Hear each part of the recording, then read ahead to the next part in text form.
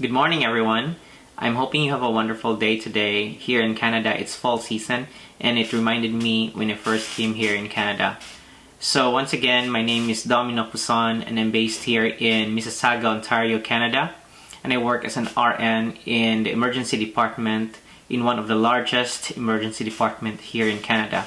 I will continue the discussion in NCM 118, which contains the final terms. And I will start the unit with Unit 4. There are two contents in this unit, which are the care of clients with life-threatening respiratory disorders and the care of clients with life-threatening cardiac disorders. I will use Cebuano and English in our discussion, aron di ta mahirapan sa kalisod. But before we start Unit 4, the next page is a to-do list for this week's activities for Section A and B. On your screen right now is a to-do list for this week's activities. So we are in week 11, which is October 31 to November 6. And I think October 31 and November 1 are holidays in the Philippines. So all of our deadlines are extended until November 6. First on your list is to download NCM 118 course outline. And please download them, keep them for your future references, and turn in plagiarism contract. So deadline is listed above, but it is extended until November 6. Don't worry if Google Class will mark your entry as late, but I will not consider it late. Turn in NCM 118 orientation final term. Please do watch that. It is very important to understand how you are graded in this subject. A lot of students before had difficulties in understanding the mechanism, but I follow UC's, the University of Cebu's standard in grading students. Turn in and watch Unit 4 recorded lecture. And also in part of your list is transfer knowledge checks. So in this lecture, I have slides for knowledge checks. These are multiple choice questions that you need to initially answer, put the answer on a separate sheet of paper, and then later on, after everything is done, transfer it to Google Classroom. And next on your list is a reminder that you will receive your class marker account in your email on November 16. Why November 16? Because that is close to your semi-final exams. I had experience in the past where I send the class marker account early, but then students forgot where the account was. They don't know the password. They forgot a lot of things. I know that you guys are very busy, and sometimes we miss a lot of stuff. And also your class marker, as a reminder, this account will be used for your semifinals exam and finals exam. I don't do final exams and semifinal exams in Google Classroom. This one is a business style examination, so it's like it simulates the NCLEX examination as well. And exams are given in random order. So let's move on to Unit 4A. I call it Care of Clients with Life-Threatening Respiratory Emergencies. Included in these discussions are the following topics: Flail chest, traumatic pneumothorax, tension pneumothorax, pulmonary embolism, acute pulmonary embolism, acute respiratory failure, and acute respiratory distress syndrome. So the first one on our list is flail chest. So flail chest is an unstable chest and is defined as fractures in two or more adjacent ribs at two or more sites or bilateral detachments of the sternum from the CC17. So this is very simple. Imong hunahon ani kay kung ano gini siya, fracture gini siya dinhi nga ribs, 1 or 2, 3 ribs. Unya ang kung ano niya like mahibaw ka nga flail chest na siya. It's because when patient breathes, ang imuhang upon inspiration, this area will be depressed, and when the patient expires, this area will inflate. So this one is associated with a fall, massive crash injury, or a high-speed motor vehicular accident. It creates a free floating, that's what I said, free-floating and stable segment moving in opposition to normal chest wall movement. So when you have a patient that comes to the emergency department because of MVC, mo ni ang panahon nga imuhang assessment sa inspection of the chest. Remember, imong hukasan yung pasyente, unya, matanaw ka sa iyang chest. So this is what you're looking for, the flail chest. So diagnosis is made by direct observation of the area that moves paradoxically from the rest of the chest. So opposite. Splinting may mask until the ICS muscles, your ICS, your intercostal muscles, becomes fatigued, which causes paradoxical movement obvious. So crepitus on palpitation, say pislit nimo kay mura siya styrofoam, tingog mura styrofoam, or ampaw, palpitation in the affected chest wall.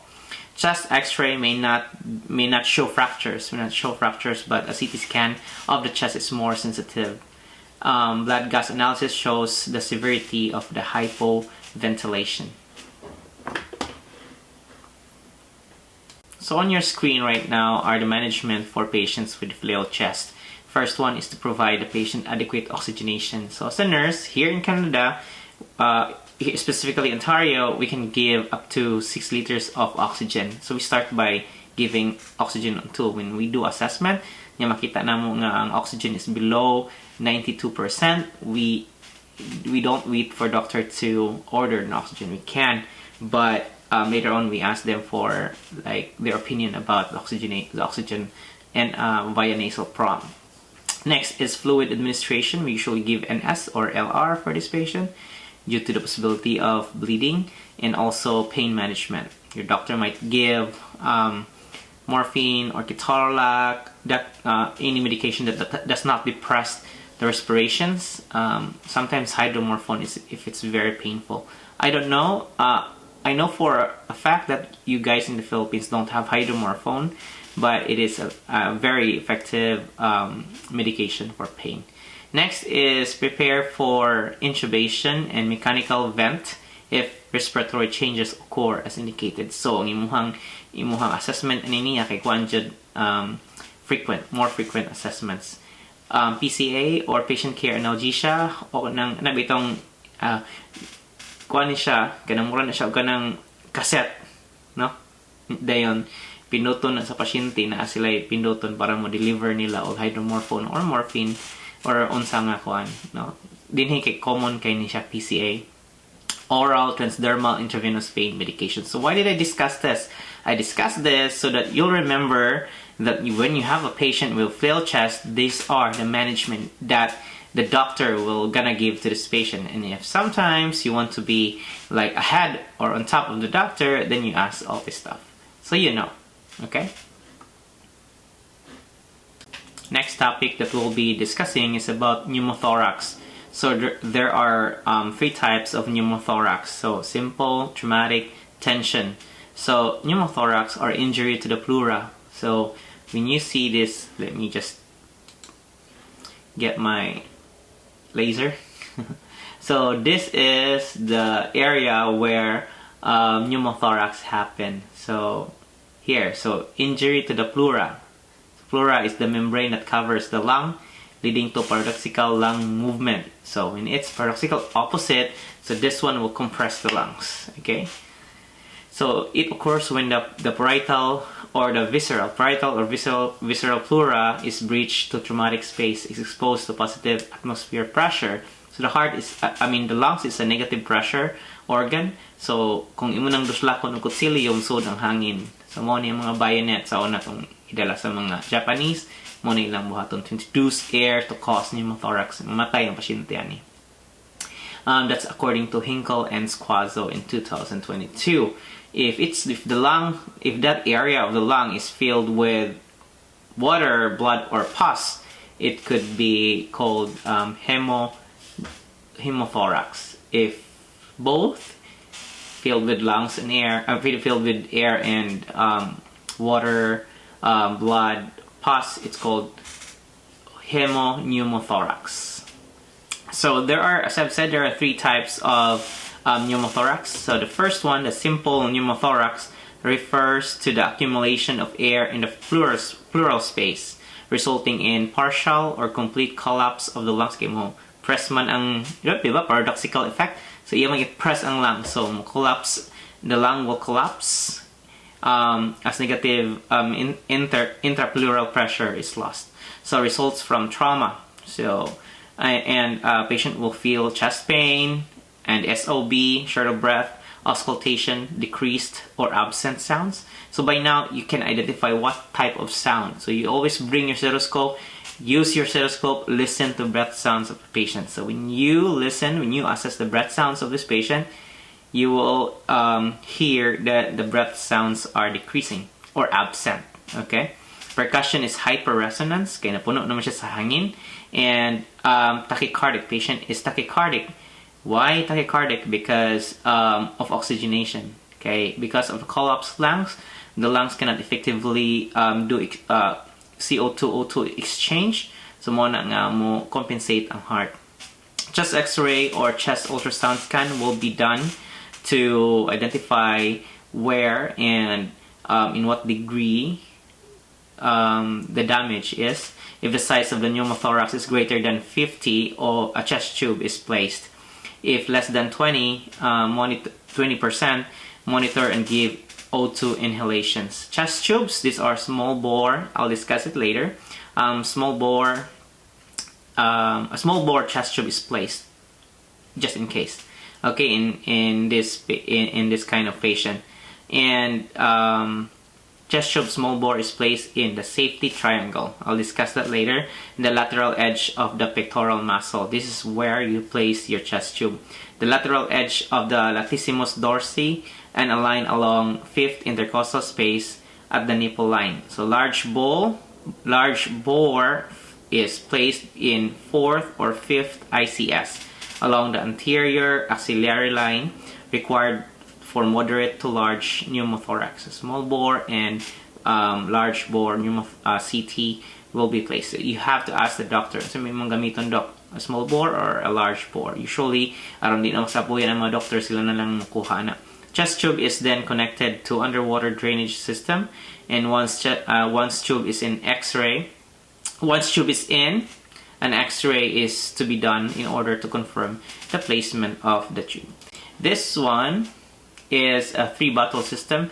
This is an old style, so we don't actually use this in Canada. What we use in Canada is this, the atrium. Okay, this is an atrium chest drainage system. So this at first this looks like this is a fancy thing, but this one is not. So this is not battery operated. It operates by gravity or by suctioning. So I'll discuss to you how this one works. So this is the atrium chest dry seal chest drainage system. So it has parts. So ang laser right here. So ang parts in niya, this one is towards the suction. Okay? So kung naamoy chest patient nga gi-insertan of chest tube, make sure that this one, the atrium, is in between the suction and the patient. Don't place your patient, don't put the CT chest tube directly to the suction. It happened before, someone put the CT chest tube to the suction. Ang sinitabo, collapse ang lungs. Collapse ang lungs. Suction ang lungs. So make sure don't do that, okay? So this should be in between the patient and the suction. Okay, so kung maabot ang panahon nga ikaw ang muhimuan na, always remember me that there should be something in between the chest tube and the suction if the doctor orders a suction. Okay, so this one is towards suction. This one will turn blue, so the dry suction regulator will turn blue if you put suction in here. Okay, so this is the regulator. We always start at -20, and this one too is set at -20, unless doctor tells you that, oh, please use -10 or 30. This is a vacuum indicator. Okay, right here, it turns blue. Did I just mention it?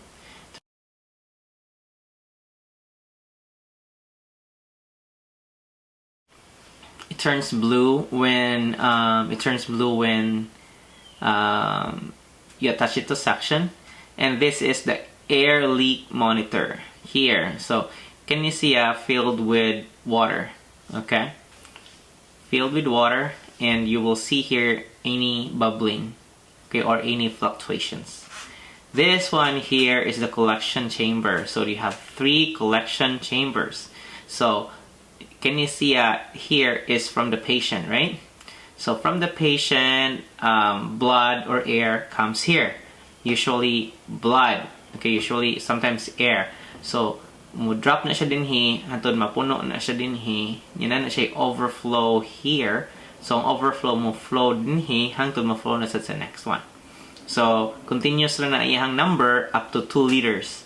Human, every shift or shifts here starts at 7 and ends at 7 a.m. and ends at 7 p.m. So what we do, among badlisan, we mark after shift, we mark it. Why? Because the next shift will monitor the drainage. Okay, so if there's too much drainage or less drainage, so or if the thing didn't move. So sometimes when it doesn't move, we tell the doctor it's either the thing is obstructed or the patient doesn't need this atrium anymore, or doesn't need the chest tube anymore. Okay? So may ilhanan nimo nga obstructed siya, walay movement, nya ang patient will feel short of breath and there's pain. So mo na nga using this one, you need to assess the patient more frequently. Okay, here on a side view, so may atong mahibalaan dinhi. Okay, sometimes pwede po dili siya butang sa suction. Pwede ra by gravity, or dito na sa doktor, no? By gravity ra. Okay. So now we're looking at the posterior aspect of the atrium. Okay, so asa gikan ang tubig. So atrium set na siya. Pull out na ka kong laser be. Ano kung makita ba ka ni? Okay, ako na lang pen.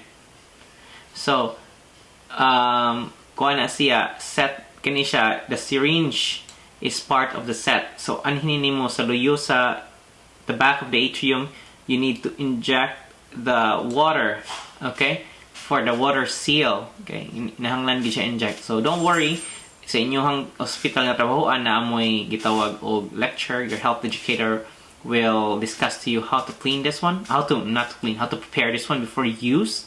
I hope you guys have health educator in the unit. So health educators are people nurses in the units that teaches what to do, because we don't know, right? Like nurses like me, I don't generate my information. My information comes from books, and sometimes I have to repeat the books because I can't generate my information. Same as with nurses, sometimes we don't know. There are things that we don't know, there are things that we know. So these are the things that nurses don't always use in the area. So we need a health educator to teach us or to refresh us what to do. This is what your health educator will teach you. So inject this. This is part of the kit. And then this is where to attach the wall suction tubing. This one here. Okay? So that one. And as I've said, this is the collection chamber. Blood or air flows here. You'll know if it's air because you will see here bubbling, right? So blood will go here, and at the end of the shift, we mark where for example 10, 13. So we mark our the level. It's because we want to monitor if this thing is working and how much is the output, and we monitor if it's still running, if it's obstructed, or an indicator that the patient doesn't need it is that when there's no drainage anymore. So that's when the doctor tries to assess if the patient doesn't have the symptoms anymore of shortness of breath, and then or any other symptom, and then they'll remove this one. This one is a very good one compared to the old bottle style. So how many ml of water that we need to inject? So it should be 30. So this is a pre-filled, so it's only 30. And it is supplied, and this is a needle-less injection. The port is located at the back, and then you turn on this to turn the suction. So in the wall, not this one, in the wall there is a suction stuff in there. So the suction here that this is the suction, right? We connect it there, right? This one here, connect. So the suction dial here, you should have, turn on to -80 to 100. Okay, so -80 to 100 mmHg, or millimeters mercury. So but in here the atrium is set to -20. Okay, so in order to achieve that -20 in here in the wall, you need to turn on the suction gauge to -80 to 100. So this is the regulator. I'm just gonna pull out my pen. This is the regulator in here at the back of the atrium. This is where you roll up and down to control the gauge in here, control the pressure. So it needs an MDIS order for the amount of pressure for this one. Usually MD, usual suction pressure order is -20. So this one is set to -20 in case you forgot. So that one, it depends on the thing, but this is the template order for the doctor. So observing air leaks. A patient air leak is confirmed when air bubbles are observing going from right to left in the air leak monitor here. From right, remember the chambers here, so it passes the chambers and then goes here. So this is the way you observe. So usually you'll see here 1 and 2. So if it goes here up to 5, that's too much. You have to tell the doctor about it. Continuous bubbling confirms a persistent air leak. We do not want to see that. Reassess the patient and notify MD. So what do you want to see? So you reassess if the tube is intact. So you have to make sure that all the tubes are intact, and or the tube is like pulled out. Sometimes patient pulls out their chest tube. So the chest tube is sutured with silk, like a suture. It's sutured into the skin. Sometimes they just remove it. I have a confused patient before. Yung gitangtang ang chest tube. Can you imagine? I saw bubbling in here. So intermittent bubbling with float ball oscillation will confirm the presence of intermittent air leak. We would see that if the patient took a deep breath or cough or on expiration. Please note to where the bubbling goes to. Here, remember 1, 2. For example, if you're intermittent bubbling to the number 2 and an hour later you note that the bubbling is going 3 to 4, reassess the patient, notify the MD. Could it be a bigger air leak? Okay, if it's no bubbling, it confirms no air leak is present. We could see that. We could see this if the pneumothorax is resolved. Okay, that's what I told you. That's why I told you to reassess your patient. Possible equipment. It could also be a possible equipment malfunction or a kink in a tube. Okay, so always assess. So there's no kink in the tube, and always reassess the patient and notify the MD. I had taken care of patients having this one. When I worked in the unit before, I used to take care of this kinds of patients. They have to monitor a lot of things that you need to assess: the drainage, the patient's symptoms, shortness of breath, chest pain, and pain in the side. And actually, this one is placed on a patient in order to resolve pain during inhalation and breathing, and shortness of breath. And what else can you observe? Observe for the oxygen saturation. So that's very important. If the oxygen saturation is lower than 92, so diha na ka tawag sa doctor. That is a doctor. Hello, doctor. Kring, no? Hello, doctor. My name is Domino. I'm the nurse here into a pediatrics. I have a patient that has an ear leak. This patient came here with, so tika sa kuan sa pasyente, sa drama sa pasyente noon sa iyahang shortness of breath and all the stuff, and they inserted a chest tube for this patient. I realized that when I see the drainage, it's still 100 cc or for example, 200 cc that didn't move in the past 3 hours, and the patient didn't have shortness of breath though, or the patient has a shortness of breath, patient said that it's painful when breathing, can you come and reassess? Or I can take a verbal order on the phone while you're coming. So, ano dayan ka? Storya din mong drama. No? Maayos jud ang assessment. I've seen bubbling at level 3 or 4. So, descriptive dayan ka. So, and that's how we contact our doctor here in Canada. I hope you remember when I discussed flail chest, I discussed what do you call this?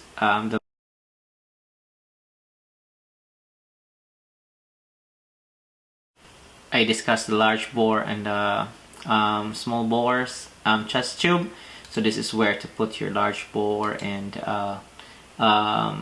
small bore chest tube. So generally for air, we insert the chest tube here for liquids, blood, pus, water here. Okay. So what comes in between the patient and the wall suction? In between the patient and the wall suction is always the atrium. Okay, always the atrium. You need a doctor's order though to have it placed in a suction. But if the doctor says yes, put it on a suction, the nurse must regulate the suction to how much? 80 to 100, right? Negative 100 mmHg. And then here, the template is negative 20. You need a doctor's order, okay? Doctor's order here, not here. You need a doctor's order here, but usually if the doctor doesn't say anything, it's always negative 20. Always remember that your chest tube should be below the patient, okay? Because it works via the gravity. Never place it like on top of the patient, right? Always make sure that the drainage system is below the heart level, okay? And no milking, no clumping. Why are you not milking? This milking causes pressure that has the potential to make the lungs collapse. And no clamping of the tube, okay? No clamping. Mag-clamp sa tube if the doctor says so. One time, I was asked by the doctor to clamp the tube because the patient was trying to remove it, but actually no milking or clamping of the tube. And now it's time for knowledge check. This is question number 1. All of the following should a nurse observe in taking care of patients with atrium except A. Make sure that the atrium is placed above the heart level. B. No milking. C. No clamping of the tube. And D. None of the above. Write your answer on a separate sheet of paper and then transfer it to Google Classroom after this lecture. On your screen right now is another type of pneumothorax we call traumatic pneumothorax. Of course, when air escapes from a laceration in the lung itself and enters the pleural space or from a wound in the chest wall, results from blunt trauma, from a possible rib fracture, penetrating chest, or abdominal trauma like stab wounds, gunshot wounds, diaphragmatic tears. Traumatic open pneumothorax calls for emergency interventions. Stopping the flow of air through the opening of the chest wall is a life-saving measure. Another form of or type of pneumothorax is the tension pneumothorax. It occurs when accumulation of air in one pleural space forces thoracic contents into the opposite side of the chest. This is life-threatening, and it occurs when air is drawn into the pleural space and is trapped with each breath. So as you can see in our picture here, you can see that there is what we call mediastinal shift. So this area here, the lungs in here, is forced to go into the other side. creating a collapsed lung in here and a pressure in the heart and the other lungs. Okay. Okay, so what are the clinical manifestations or signs and symptoms of pneumothorax? The first one is pain with sudden onset. So pain, so where's chest pain? Where's the pain? Here, or at the back, or at the side where the injury is. Chest pain, discomfort, and tachypnea, increase in respirations. Large pneumothorax signals acute respiratory distress.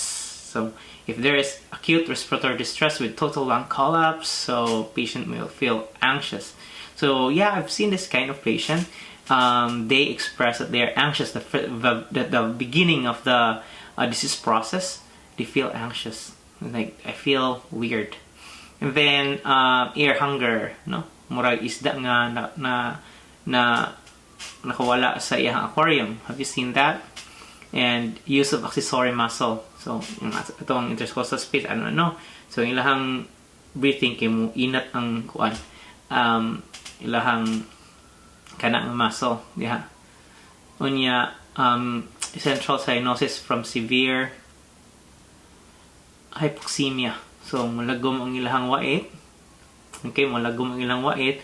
Yung mag-test ka sa capillary refill, hinay po ng capillary refill, lagom ilang ko. So, muna yung makitaan, no?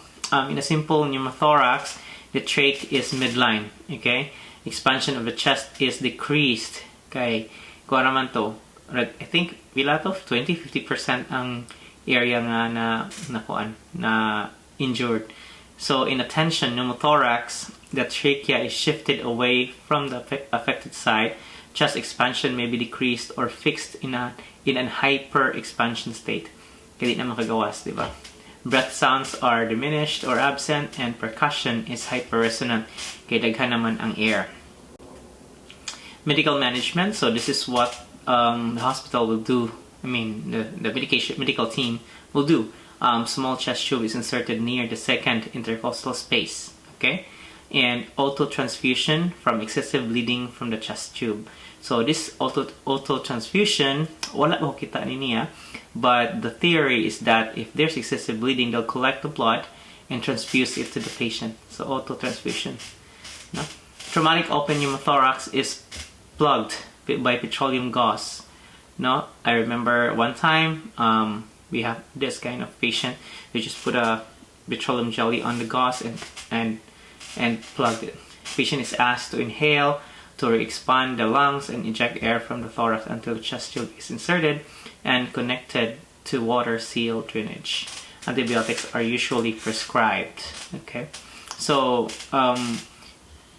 when you assist the insertion of chest tube, so I remember before chest tubes are inserted in the operating room, but here in the Philippines, but in here we insert it in the bedside. So what the doctor will do, the patient will be placed on like a seating position, and then they're gonna put a table in front of the patient. The patient will gonna lie in there, okay, forming like a C, like a forward bend, and then the patient will be asked to like breathe, and then they insert the thing.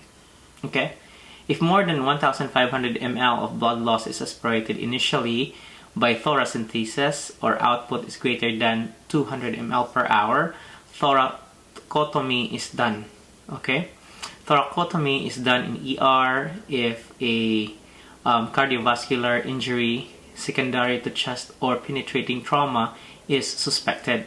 Tension pneumothorax, this is the intervention.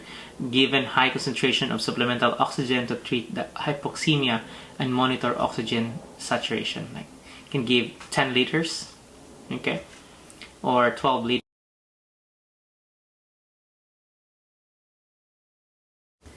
In ER, tension pneumothorax by inserting a large bore needle 14 gauge at the second intercostal space, mid-clavicular, second intercostal, 1, 2, mid-clavicular line in the affected side. A chest tube is then is inserted and connected to suction to remove the remaining air and fluid, reestablish the negative and expand the negative pressure, and expand the lung. So always remember there is an instrument, an equipment between the suction and the patient, which is the atrium. Okay. The goal of chest tube insertion is to evacuate air or blood from the pleural space. The next type of emergency, respiratory emergencies is pulmonary embolism. So pulmonary embolism is a thrombotic, a blood clot, or a non-thrombotic or a fat emboli that lodges in the pulmonary artery or the PA system.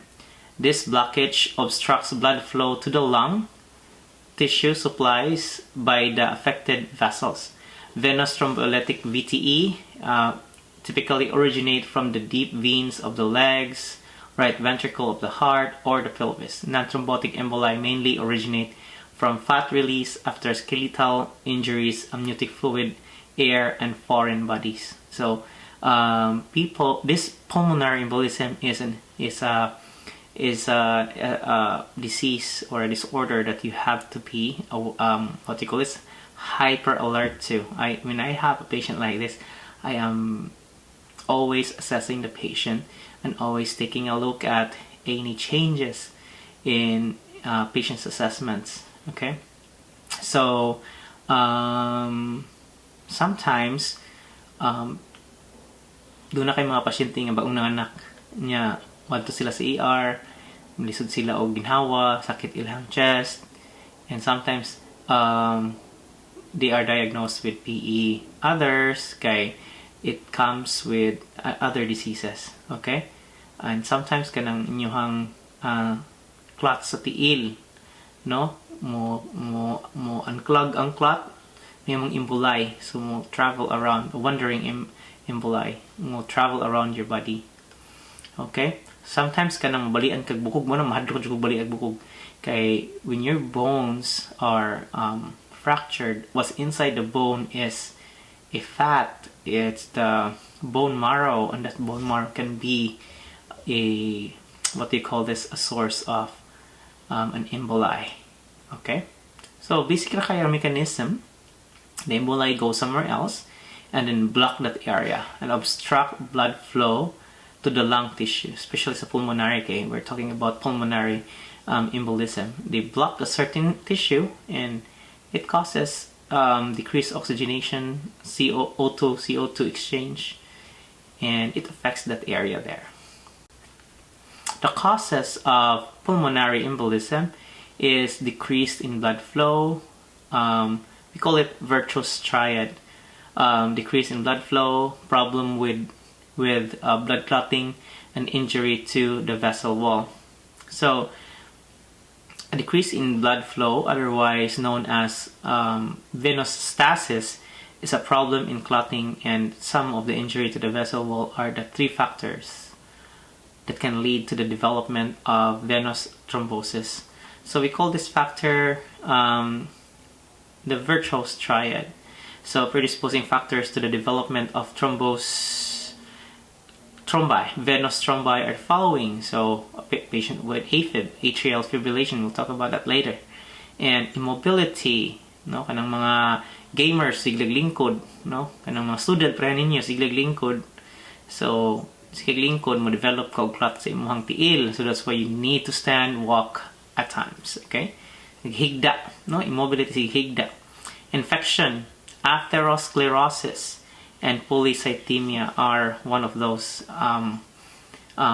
predisposing factors to pulmonary embolism. So, ibaw ka ng mga pasyente has history of this, you have to take note of signs and symptoms of pulmonary embolism.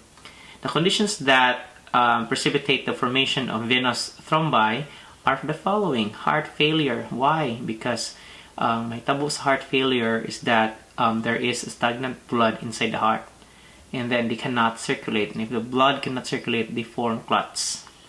Right ventricular heart failure, the same explanation. Cardiomyopathy, the same explanation. Surgery, like orthopedic, like sakit na sa bone marrow. Vascular and abdominal, this can cause This can precipitate the formation of a thrombi and trauma and pregnancy. Sometimes when the patients are admitted in the hospital, they're given enoxaparin. So enoxaparin is a blood thinner or heparin, right? Aron dili sila mo-form og clots, especially sa mga patients nga na history of clot formation. Mga pasyente nga na ay heart problems, they take heparin or blood clotting, anti-blood clotting medications, enoxaparin, fonda, we call it fonda. Okay. Lastly, other risk factors are immobilization. Gibuhat karon sa ililingkod, minaw na ko 1 hour ako pod discuss po diri, and obesity, no? Tinala ko mo expound na obesity kay masakitan lang ko, no? Varicose veins, long bone fractures, AFib, venous catheter insertion also, no? Nang mag-IV mo, no? So mo na nga in the Philippines, we need a training for inserting blood, inserting IV, but in Canada, it's expected of a new nurse to insert an IV.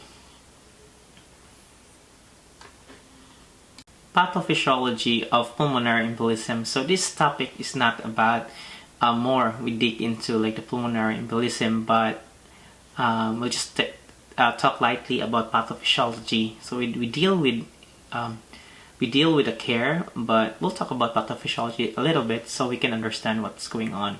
So thrombi formation, so break loose. So the thrombus break loose and lodge in the pulmonary vasculature or the PA system, cause changes in respiratory and cardiovascular system because they block the supply of blood, therefore blocking the oxygen supply.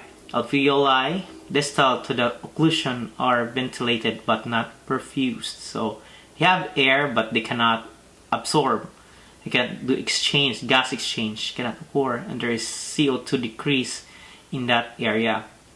Bronchoconstriction occurs which shunts the blood to ventilated areas of the lungs, increases pulmonary resistance and causes a ventilation perfusion mismatch. So there is ventilation, they are ventilated but they cannot exchange gas, CO2 and O2. So O2 in, CO2 out, they cannot do that. So hypoxia occurs, which increases the work of breathing for the patient. So the patient breathes a lot. Pulmonary hypertension occurs when PE obstructs pulmonary embolism, obstructs more than 50% of the pulmonary vasculature. Okay, the the blood transporting network of the lungs. So pulmonary vasoconstriction occurs from the release of mediators at the injury site and from hypoxia. As resistance increases, kinigamay man ang kuan, di ba na blockage man, so gamay na lang muagi. The workload of the right ventricle of the heart also increases. So remember the heart, no? So ang upper is atrium, ang lower is ventricle. So the ventricle will work a lot. So it increases the workload. So the ventricle pumps the blood from the heart to the entire body, right? Remember? So failure of the right ventricle eventually occurs, which leads to failure of the left ventricle, decreases cardiac output, decreases blood pressure, and eventually patient will experience shock. So we'll talk about shock later on, but this is what happens to your PE. So if I have a patient with PE, which I did several times, I always take care of this patient, always take a look, and always assessing the patient from time to time. Always watching their PO, their oxygen, so what do you call this? Oxygen saturation, their work of breathing, and I don't, like, there are some things that I don't want them to do, like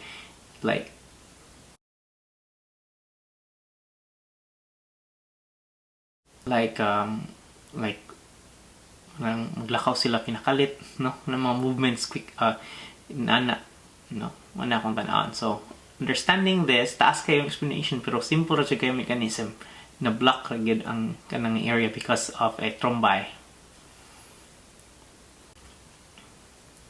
So how to diagnose, or what's the medical intervention for this patient? History and physical examination. So history of heart problems like AFib, heart failure, na sila imo na siyang PE, and physical examination, tanawin mo ang kuha niya, work of breathing niya, ang sound, no? Nya, human kay tanawin mo yung tiil, no? May mga na siya medical surgical history, na siya gioperahan siya, gi-orif siya. Physical findings. So in here we do PQRST. So in Canada, when we assess for pain, we don't just ask, "Are you in pain?" So when we do when we go to our patient, we introduce ourselves. I'm Domino Poson, and I am your nurse for today. I'm going to do vital signs, right? And then when you do your vital signs, you ask, after doing the vital signs, you ask for what other vital sign. So pain, you ask for pain. Are you in pain right now? So when you ask for the pain, you ask for the PQRST of shortness of breath and chest pain. So PQRST. So P is provocative, okay? What provoke the pain, okay? Q is the quality, okay? And R is radiation. Does it radiate to the left arm or right arm, the neck, front or posterior abdomen? And severity from 0 to 10. 0 is the least, 10 is the highest. What would be the pain score? And temporal factors like, does the intensity change with time, on and off, something like that. So that's a PQRST of pain assessment. Next is chest X-ray. So chest X-ray cannot diagnose PE, but can rule out other reasons. It shows pulmonary arterial distension, elevation of diaphragm, and small infiltrates or pleural effusions. ABG analysis can also reveal respiratory alkalosis, low partial pressure, and low partial pressure CO2, PaCO2. D-dimer testing, this is very important testing. So when you suspect, when a patient comes to the emergency department and you suspect patient has PE, include D-dimer. In Canada, we have this thing called medical directives. So medical directives is a doctor's order that can be performed by the nurse because the doctor already consented the nurse to do it. For example, when I suspect a patient coming here and has a history, or I think that this patient has PE, I would do D-dimer. So sometimes doctors don't want you to do D-dimers. They do it later as soon as they rule out everything. Okay, so D-dimer testing detects clot fragments that have been produced from clot lysis. So D-dimer, that's for clot test. So PE patients, look at D-dimer. If D-dimer is positive, tell the doctor immediately. A negative D-dimer predicts a low likelihood of PE. Next is ECG. So abnormal findings usually involve transient non-specific ST segment. We'll talk about ST and T-wave abnormalities or changes later on. So this is where you look at heart if the ECG is abnormal, ST and T-wave. So when you have this, you'll know that the patient has an abnormality in the heart. So you suspect patients having, remember AFib, MI, those are the predisposing factors to PE. Next is pulmonary angiography. Pulmonary angiography is the most definitive test for diagnosing a PE. So, what we call this, we confirm that there is PE when we do this pulmonary angiography. So, go to YouTube, search for pulmonary angiography, and take a look how they perform this one. It's very interesting. Next is that differential diagnostic studies include ventilation perfusion or VQ scan, spiral computed tomography or CT scan, and pulmonary angiography, this one, the definitive test for diagnosing a PE.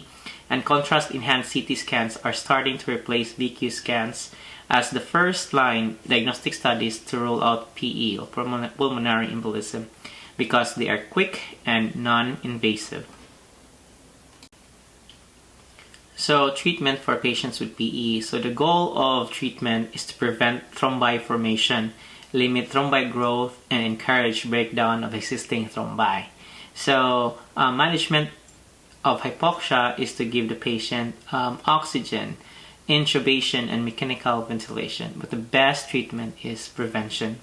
So prophylactic measures be instituted for those who are at risk. So IV or subcutaneous heparin, therapeutic range is 1.5 to 2 times the normal value. So heparin is started with a bolus. So in our hospital, we have a protocol, and the doctor will just order a protocol. The doctor will just say, okay, initiate heparin protocol, and we initiate heparin protocol based first. The first dose will be based on weight, so we weigh the patient, and in the protocol it says there, perform a bolus. So before performing bolus, you have to ask the doctor, do you need a bolus for this patient?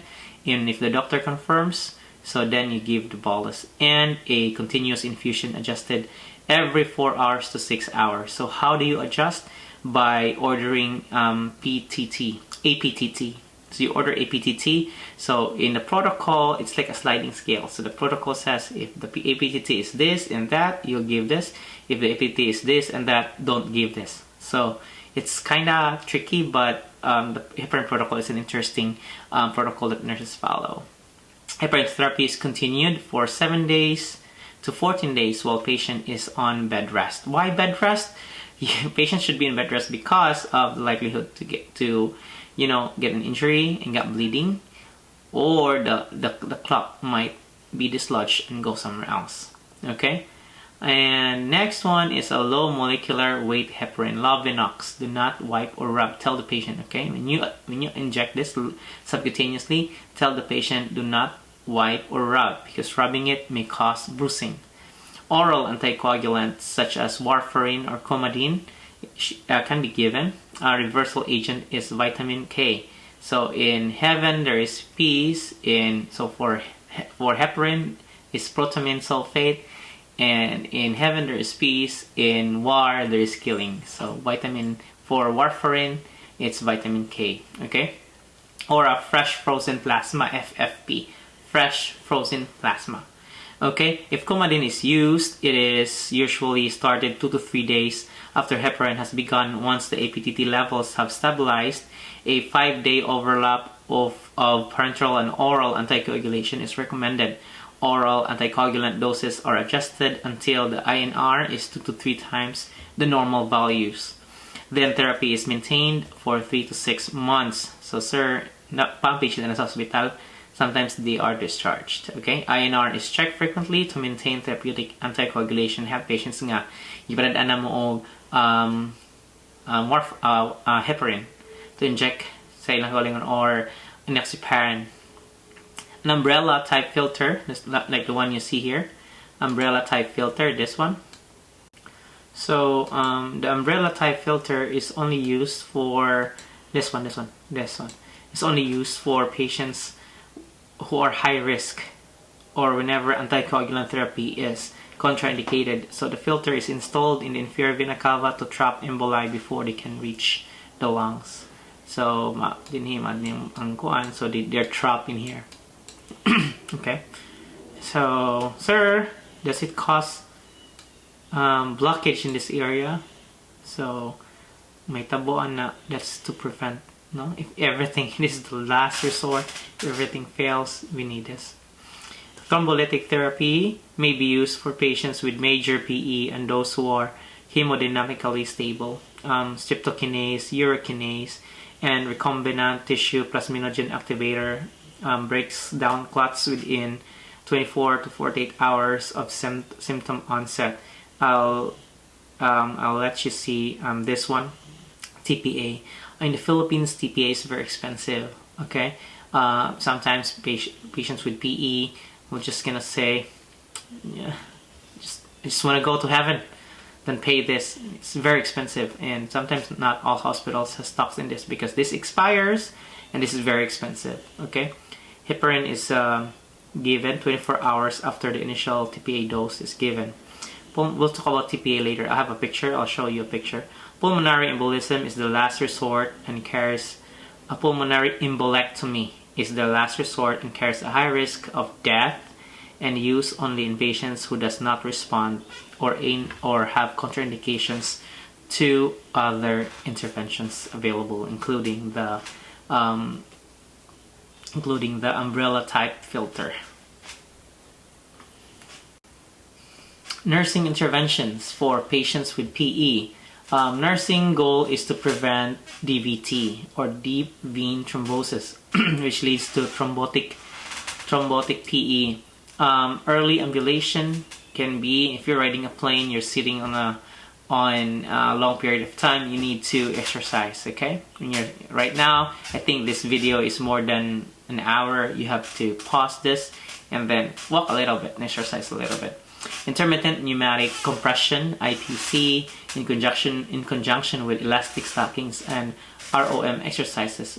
I remember my sister, when she traveled from North Carolina to the Philippines, she noticed that her leg was kind of painful. And she had fever and she can't walk. And then she massaged it. So for patients with that, don't massage it because it will dislodge the clot, okay? I think she was given heparin. Okay, next is monitor extremities for DVT, pain, redness, warmth, or increased circumference. Okay, DVT originate in the calf and the upper arm, These are the high risk locations. So monitor for signs and symptoms of DVT, the one I mentioned: pain, redness, warmth, or increase in circumference. Oxygen therapy, cough and deep breathe every 2 hours. Monitor signs and symptoms of respiratory distress, worsening pulmonary status, and notify the physician. Okay, so if you see that your patient's like having respiratory distress, so what is the respiratory distress? Like, patient feels like gasping for air. Okay, gasping for air, very unstable, tachypneic. So you have to inform the doctor. Okay, don't just ignore it. Inform the doctor immediately. Dili ka mamatay kung doctor normal ba na para niya, dili ka mamatay. You have to be proactive. And monitor ABG. I think ABG is being discussed in one of your subjects that deals with medical surgical nursing. So, and pulse oxy is being monitored and ordered by the doctor. Notify MD if oxygen saturation is less than 90 or less than 92. Or PaO2, partial oxygen, is less than 80. Usually, ang atong monitor kanimang 90%. Less than 90%, monitor the doctor. Okay? Ako, I am very kanang sigurista. Less than 92%, I inform the doctor. So another is position the patient for comfort, optimal oxygenation, and secretional removal. So you don't position the patient in a supine position. Always position the patient. It could be semi-Fowler's or high Fowler's. Signs symptoms of bleeding. During anticoagulant, thrombolytic therapy is in progress. So you monitor blood in the urine. So if you're giving anticoagulants like such as heparin, enoxaparin, TPAs, always take a look at the urine. If the patient went to the washroom, tell the patient to take note of the urine. Okay, and also pale mucous membranes, petechia, like kanang padumamatay ito niya na ito dot sa skin niya put nga red. Okay, ecchymosis,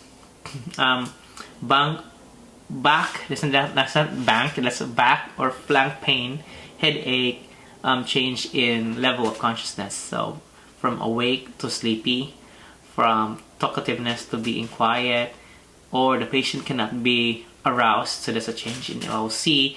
Inform the doctor immediately, okay, and give oxygen to this patient.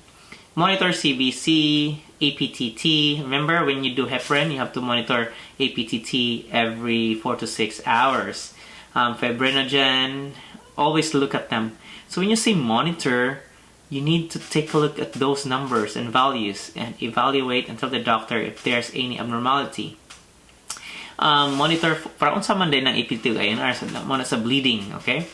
Monitor signs and symptoms of cardiac arrhythmias, AFib and flutter, no? Atrial fibrillation and flutter.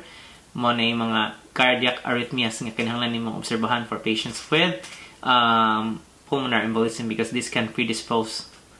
Administer medications for pain and anxiety. You need to control anxiety, you need to control pain. Patient cannot breathe. They don't want to breathe if they're in pain. Assess all skin. and puncture sites, venipuncture, etc. ng IV site, tanaw kung nagdugo ba. Yung patient nag-receive og continuous heparin flow, unya nagdugo ang site, ang kuko kay nagdugo, no? So, imo nang isulti sa doctor. So, ma-adjust ang heparin or to stop the heparin. So, what will you do kung nag-bleeding? Stop the heparin and tell the doctor. Okay? Isa pa, nag-nosebleed ang pasyente. Okay, stop the heparin. Okay? I sometimes stop it and disconnect the thing because what kibaw, no? So, disconnect. I stop it. Okay? And mata ni puwa, no? To ang dugo din ng nosebleed sa imong in English, no? So, you have to tell the doctor. One time, ina yung pasyente, ang tanan, please tell your patient to check for any signs of bleeding, bruising, everything, metallic taste in the mouth, to report immediately. Kaya basta lang i-ignore the best nga makibawa na ang pasyente man. And then, tell your patient, very importantly, tell your patient to stop anything that causes bleeding. Stop anything that causes bleeding, like na sila band-aid, no? They have a wound previously and they want to remove the band-aid. Tell them not to do it because it causes bleeding, and administer and assess all skin puncture sites. Man, balik na ako, no? Explain the cause. Now, explain the cause as part of your nursing education. Explain the cause, signs, symptoms, and interventions used to prevent PE. And explain signs and symptoms of bleeding. If on oral anticoagulant therapy upon discharge, discuss meds, doses, signs, symptoms, food and drug interactions, follow-up blood work, and physician visit. Food and drug interactions. All the foods that causes bleeding, like garlic, don't tell them to not eat it or minimize eating it. Educate patient on elastic stockings, avoiding crossing the legs. No? Don't cross your legs. And prolonged seating car or airplanes. No, sometimes here in Canada we used to do long drives. Like the farthest that I drove is 5 to 6 hours. So that's non-stop na, drive non-stop. And wearing constrictive clothing, no? Anong wear ka o kanang murag sanina ni Valentina, no? Makos na siya og PE. Adequate hydration. You have to drink water adequately. Some people don't like to drink, so they end up having this. Now it's time for knowledge check number 2. Which of the following is a risk factor for the development of PE? A. Anticoagulated blood. B. Early ambulation. C. Compression device. And D. Injury to vessel wall. Please answer this question into a separate answer sheet and transfer all answers in Unit 4 Knowledge Check in the stream. Okay? And now we move on to acute respiratory distress syndrome, or ARDS.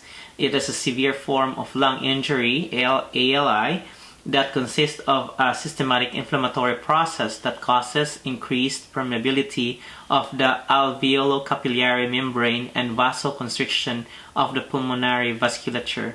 Inflammation causes non-cardiogenic pulmonary edema and severely impaired gas exchange. Mortality for this disease is 40%, mostly died from multi-system organ failure. If a patient survives, many have long-term impairment or lung function, especially neurological impairment. By the way, before I move on, pasensya na nga na mga say mo off ang ako ang kuan. Magbutang og kanang murag ABS-CBN nga naputol nga signal tungod na sa ako ang camera nga igamit. So mo off siya in 20 minutes. Okay? So what are the causes of ARDS? So one of the causes is sepsis. So hubag imuhang lungs ani, no? Aspiration of gastric contents, pneumonia, near drowning, so that can cause cause ARDS. No, so once again ito ang ARDS, so increased permeability of the veins in the lungs, and also pulmonary edema. Okay, maunay ng hubag, no? So may mahitabuan na kung may naingon ana, di kuwangan kag oxygen, number 1, and number 2, di ka ginhawa. So ARDS, so yun na ginag acute respiratory distress, di ka ginhawa tungod ana nga condition. So hunahuna na mo daan usang tambala ang inyong ihatagan ng pasyente. Okay, pneumonia can cause ERDS. Near drowning, can you imagine that? Near drowning can cause that. Trauma or shock, pancreatitis. We'll talk about trauma later on. Pancreatitis, multiple blood transfusion, and disseminated intravascular coagulation. This DIC is very common in the Philippines. I mean, yeah, but I didn't have a patient with DIC here in Canada. So pathophysiology, as I've said, we're not focusing on the pathophysiology, but we're focusing on the care. So an injury to the lung results to an inflammatory response. No, it stimulates the activation of a neutrophil. These are the guys that causes the swelling of the lungs. Neutrophils, macrophages, and endotoxins into the lungs and release protein mediators. It results to increased permeability of the alveolo-capillary membrane, causing large molecules such as protein-rich fluid to enter into the lung tissue, causing the alveoli to collapse and the lungs to become stiff. It results to severe hypoxia, leading to respiratory acidosis, narrowing of small airways, and pulmonary vasoconstriction. Patient begins to experience hyperventilation, fatigued, and respiratory failure. So, di na maginhawa. Clinical manifestations of these types of patients are most of the patients that show symptoms 24 to 48 hours after the initial insult to the lungs. After what dili insult to hug, wala insult to lungs, kinang initial injury to the lungs. Apprehension and restlessness, hyperventilation, tachycardia, kung you mentioned, SOB, shortness of breath. In here, you don't say patient has shortness of breath. SOB, no? With the use of accessory muscle as the first trigger. So, kita mo dali maginhawa ang patient, no? Auscultation. So, you will hear upon auscultation, you need to have your stethoscope, right? Clear crackles or ralls. I'll show you my stethoscope later.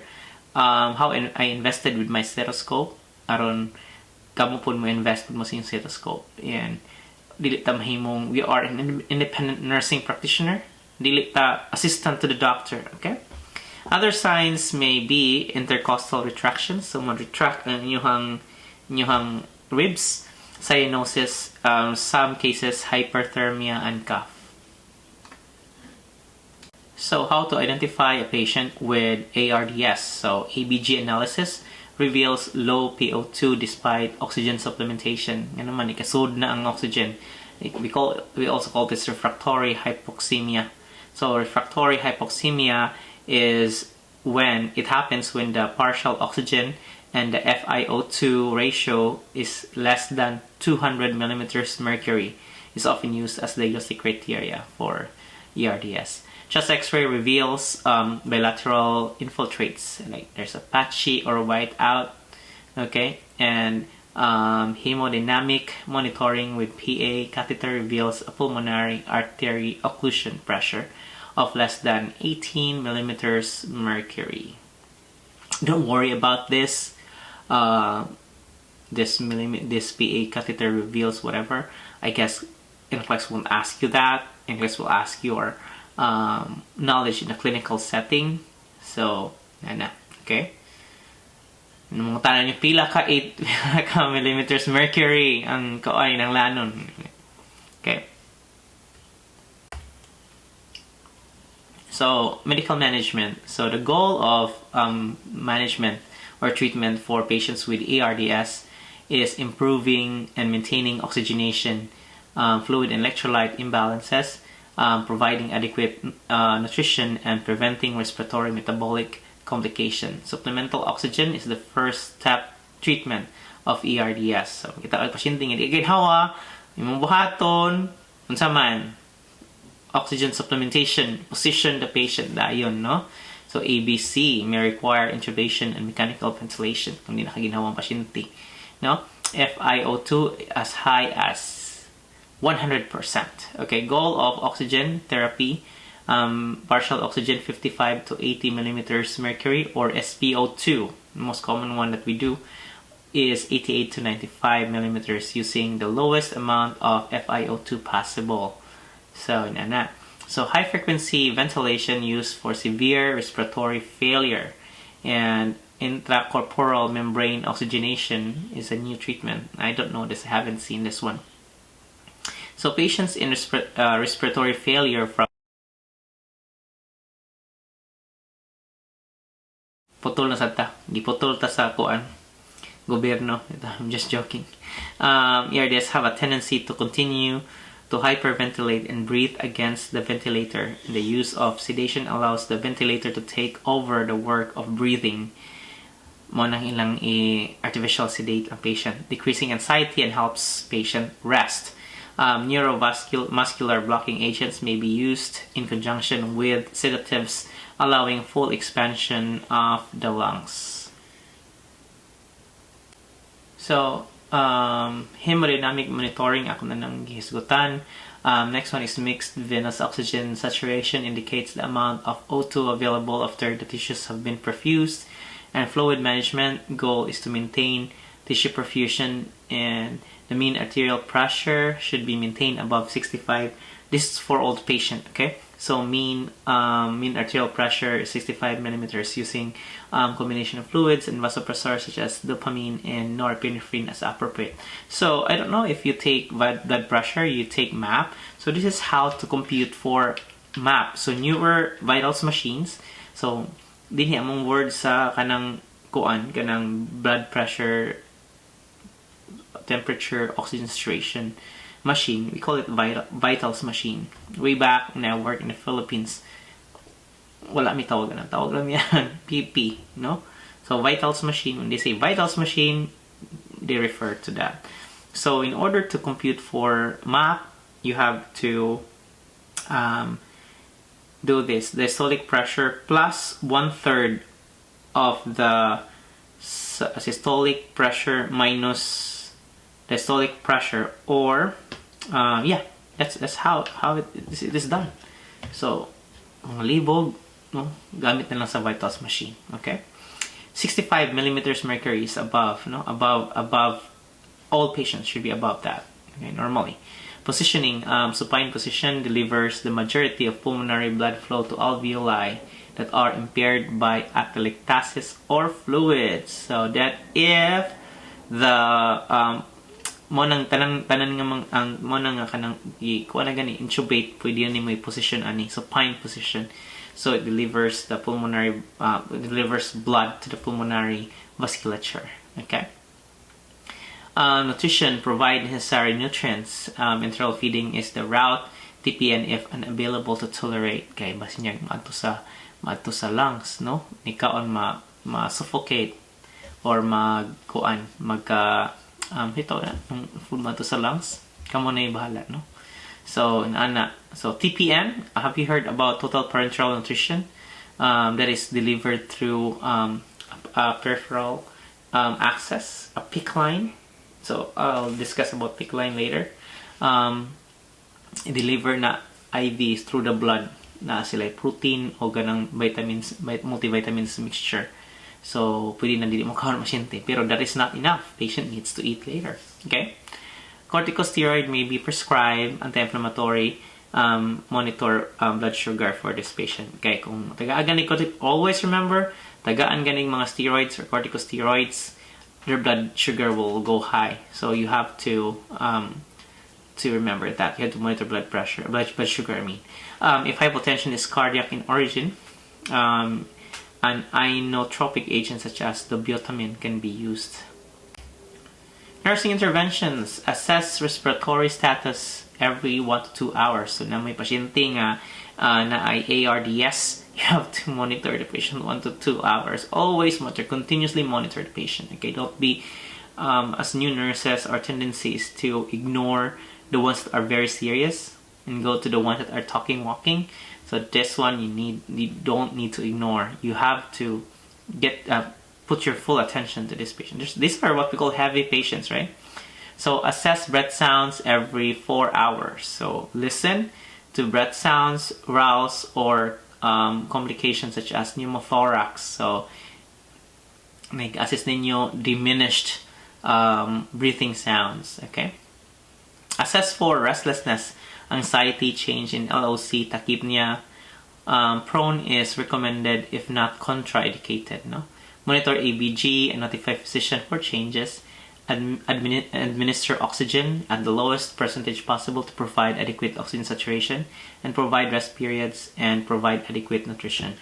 So I'm gonna share to you an app that I used to know breath sounds. Okay, hinahanglan man nato nga kanang kanang mahibaw sa mga breath sounds. So mao ni ako ning gi-install kaning app right here, lung sounds. Okay, so when you press that, opens to that, and then naada yun mga breath sounds. Okay, so use technology. Okay, so for example, we'll listen to wheezing. Okay, wheeze.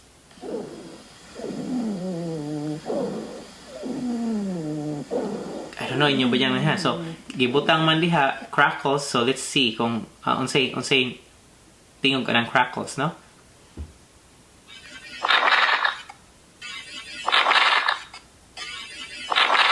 Okay, that's crackles, no? Mura siya og kanang transformer, no? Ni giubo. Mura na crackles agad nang naay kon ba? Naay fluid inside, okay? And provide rest periods. Tell your patient to rest. Come on, don't use your cell phones.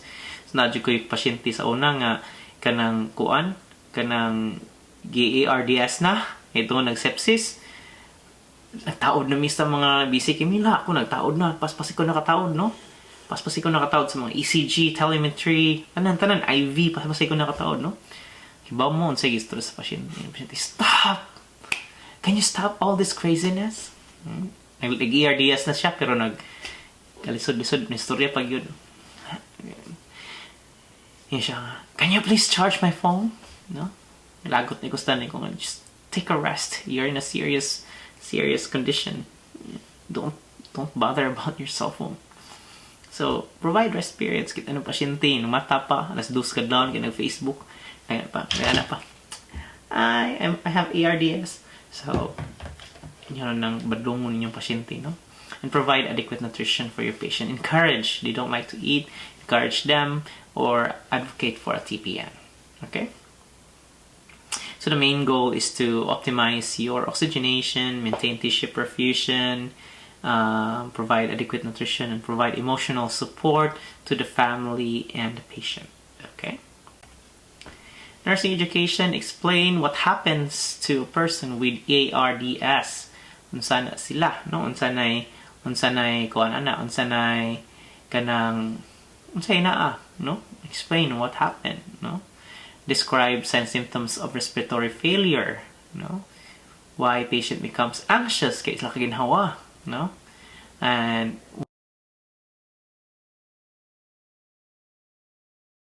iputla na sad ta sa gobyerno. Why do you have to describe? Because they need to report to you when they have respiratory failure. Rationale of frequent laboratory testing and ABG monitoring. Sometimes patients get mad because of frequent lab testing. Kuha na sad, no? But explain to them that we need that. We need to see the EBG monitoring and discuss typical interventions for ARDS.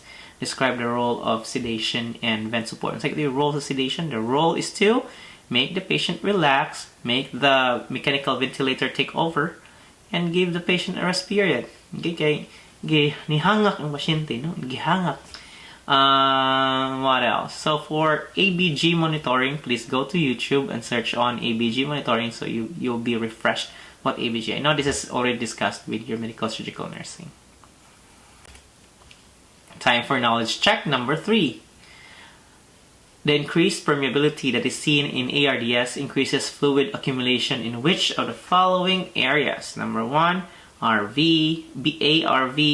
right ventricle, B, brain tissue, C, pericardial sac, and D, alveoli. Which one is this? No.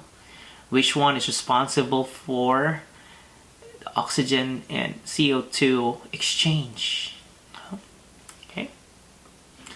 Please write down your answer into a separate answer sheet and then transfer all answers in the unit for knowledge check in the stream.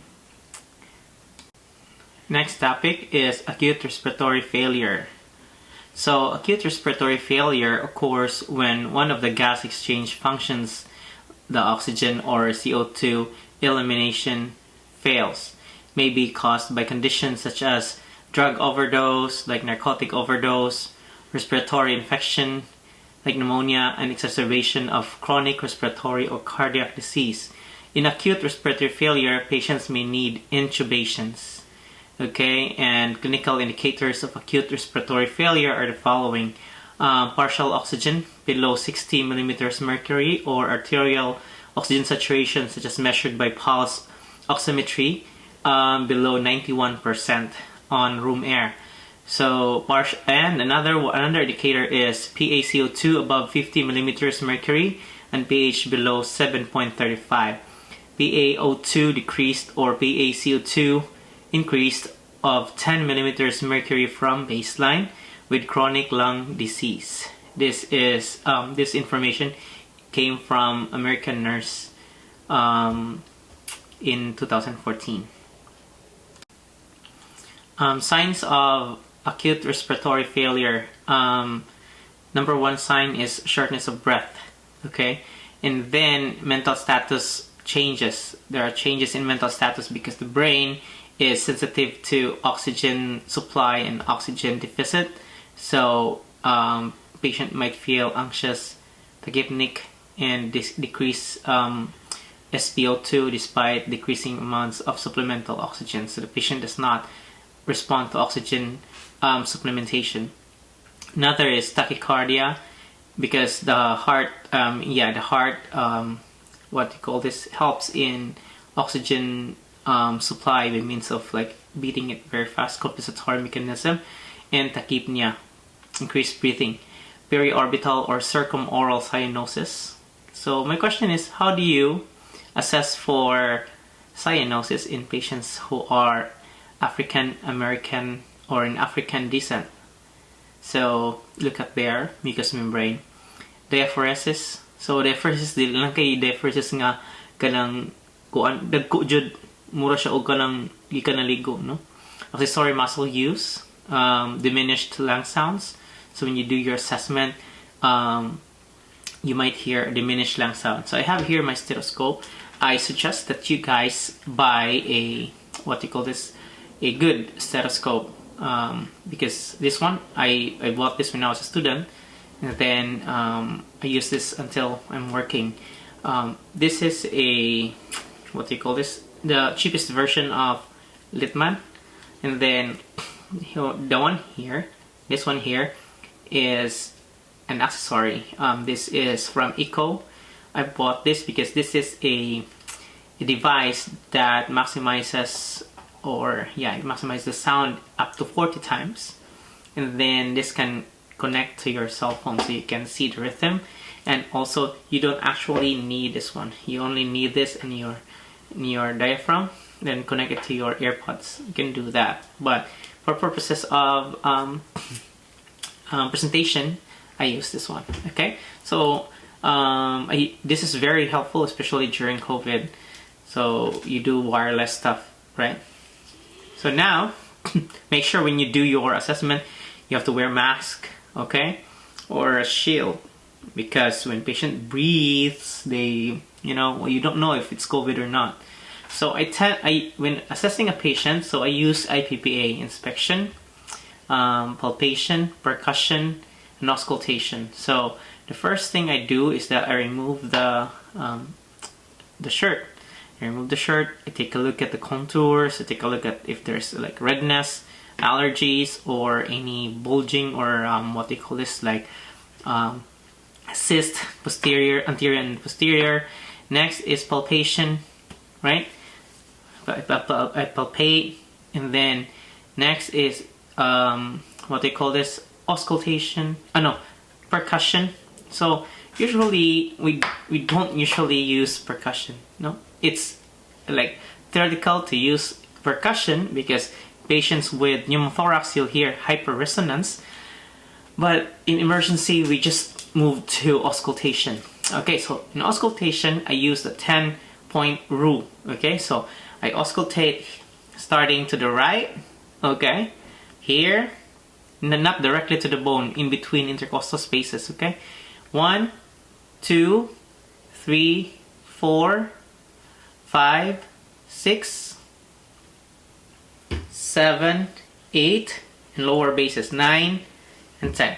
The same thing at the back. Okay, so you will hear, especially with this one with echo, you can hear the what they call this, breath sounds very good. So in patients with respiratory failure, make sure that you use your stethoscope and make sure that you monitor your breath sound. So you will hear diminished breath sound, especially the bass.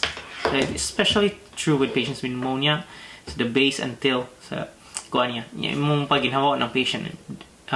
So in order to instruct a patient to deep breathe, you have to tell the patient to smell like a flowers and blow like a candle. Smell the flowers and blow the candles. So that's how you instruct the patient. Next is inability to speak full sentences. So patients who are in acute respiratory failure cannot speak full sentences like I am Domino Poson, I am this and that. No, they can't because of panting, and because of SOB they can't. They speak in phrases.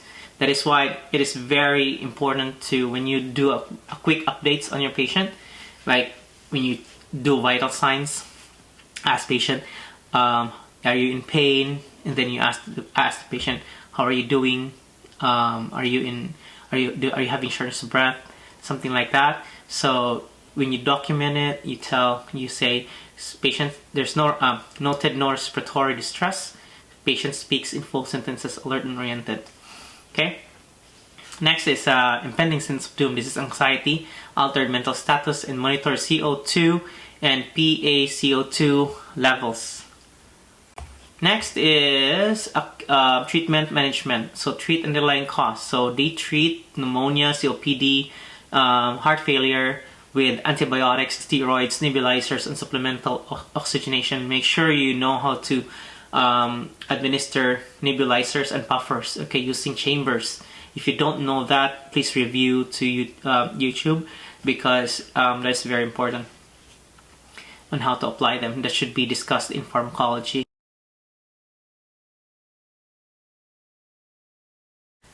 Next is supplemental oxygen. So via nasal prong.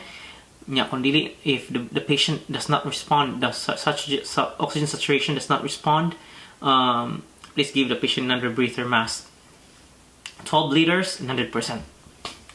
Next is mechanical ventilation. So prepare for patients with acute respiratory failure, please prepare for mechanical ventilations and oxygen saturation monitoring. So it might not show the oxygenations in the lungs, but this one will give you a quick and an immediate status of your patient at least. So nursing care for patients with acute respiratory failure is that the nurse should assess the patient's tissue oxygenation regularly and evaluate ABG results and assess mental status, because the brain is very sensitive to oxygen, and decrease in oxygen will result to impaired mental status. Okay, be alert for conditions that impair O2 delivery, like temperature, like fever, anemia, impaired cardiac output, and sepsis. Turn patient regularly. This is to increase the ventilation to perfusion ratio, or VQ ratio. Incentives spirometry. So this one is a nursing intervention. This maximizes diffusion and alveolar surface area and prevent atelectasis. So how do you perform this one? So this one you should perform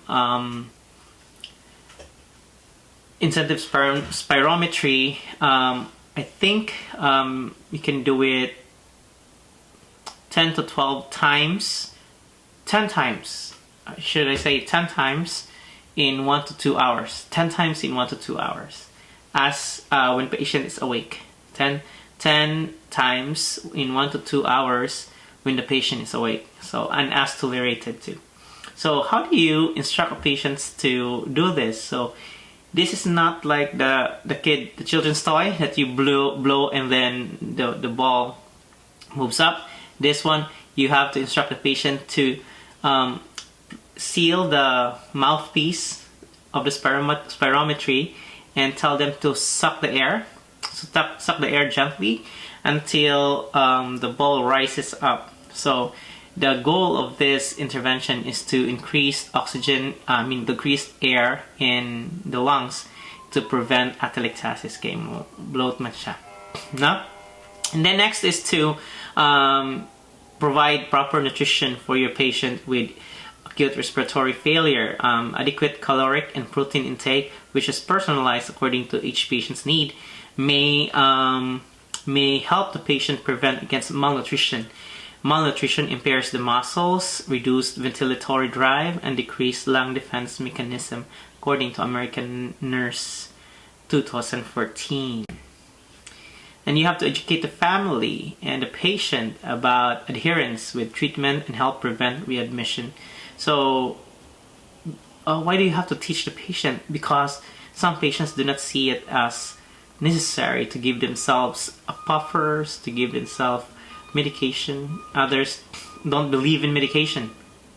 Others just ignore their condition, and that in that way they go back to the hospital. Explain the purpose of nursing measures, turning and incentive spirometry. Turning, they don't like it because it's a big work for them, and as you all know, it helps them. Okay, and incentive spirometry, no one likes this. If you give this to the patient, I don't like that.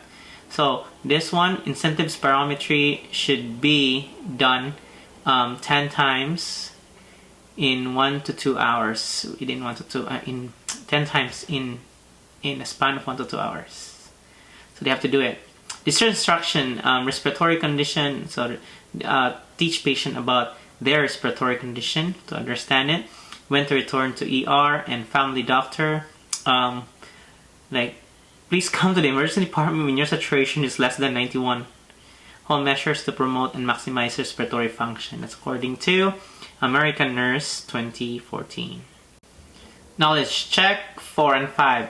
Which of the following is an important nursing intervention that you have to explain to your patients with acute respiratory failure? A. Incentive spirometry to prevent atelectasis. B. Swimming to improve breathing. C. Turning to improve VQ ratio. And D. Running to improve cardiopulmonary status. Please answer this question into a separate sheet of paper and transfer all answers in the Unit 4 knowledge check in the stream. Now let's go to our next topic. Our next topic will be 4B, Unit 4B, care of clients with life-threatening cardiac emergencies.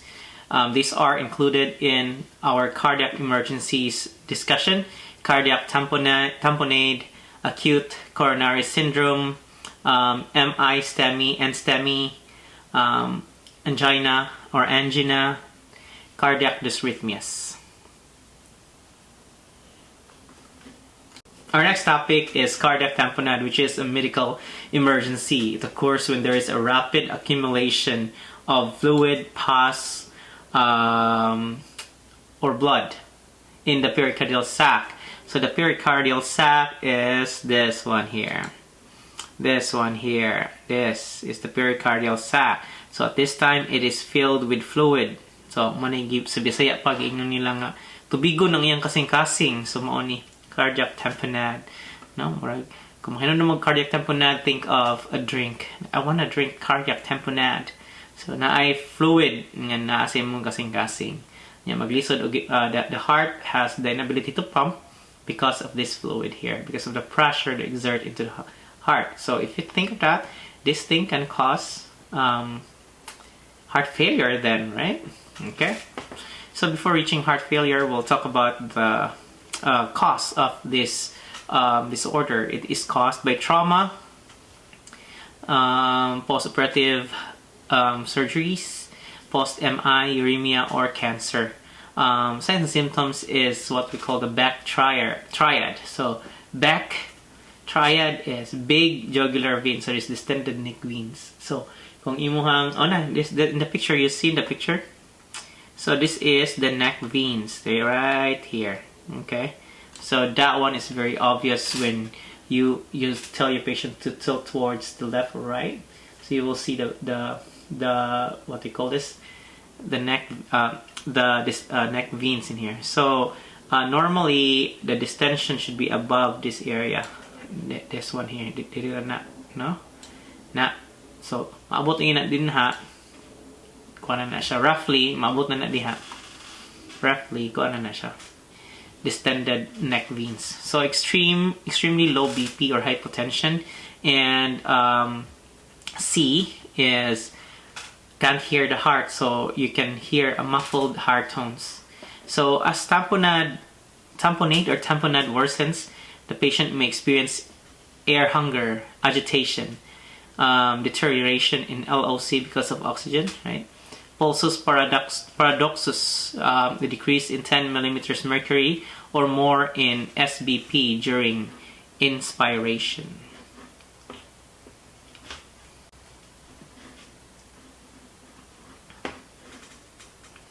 So cardiac tamponade, lab tests and diagnostics, chemistry. So the doctor will order chemistry, blood works, electrolytes, kidney function, to check for perfusion. Calcium level is increased or decreased secondary to muscle contractility. And the doctor will also order echocardiogram. It reveals fluid within the pericardial sac. So, and then cardiac catheterization. So this one, in the hospital that I work, I've seen a lot of patients, doctor ordered cardiac catheterization. So that one is done immediately, okay? And then chest x-ray shows enlarged heart, and ECG used to rule out other cardiac problems. Short and uneven heights, QRS. Short and even height. So this is a normal sinus rhythm. This one is a normal sinus rhythm, and this one is an uneven. You see the R here? R. So that is the uneven short and uneven height, QRS. Yeah. So QRS, this is the QRS of the patient right here. So I'll talk about more of this as we go on with our lecture. So QRS, kita mo ang R dili siya level. So that's the ECG for a patient with cardiac tamponade.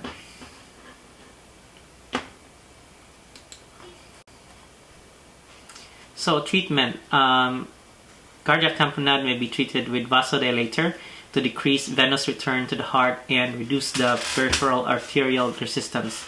Administer adrenergic agents to increase heart rate and BP, like your epinephrine, and inotropes to strengthen the heartbeat, improve contraction, produce peripheral vasoconstriction, like dopamine, dobutamine, inaprinamine, ionome, and milrinone. Vasopressors to decrease blood flow to all organs except the heart. So that's how we use vasopressors. And then provide your patient with O2, and sometimes you need intubation. So nursing intervention. So you monitor vital signs of your patient. That's very important. So question is, how often do you monitor vital signs for this patient? So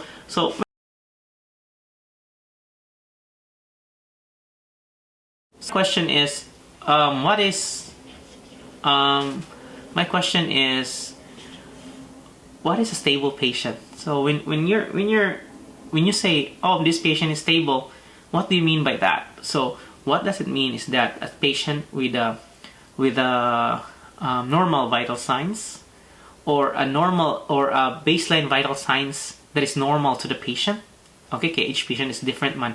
So and then the patient is not on respiratory distress. Kung sinaw ng respiratory distress, nag-air gasping. No, not in shortness of breath.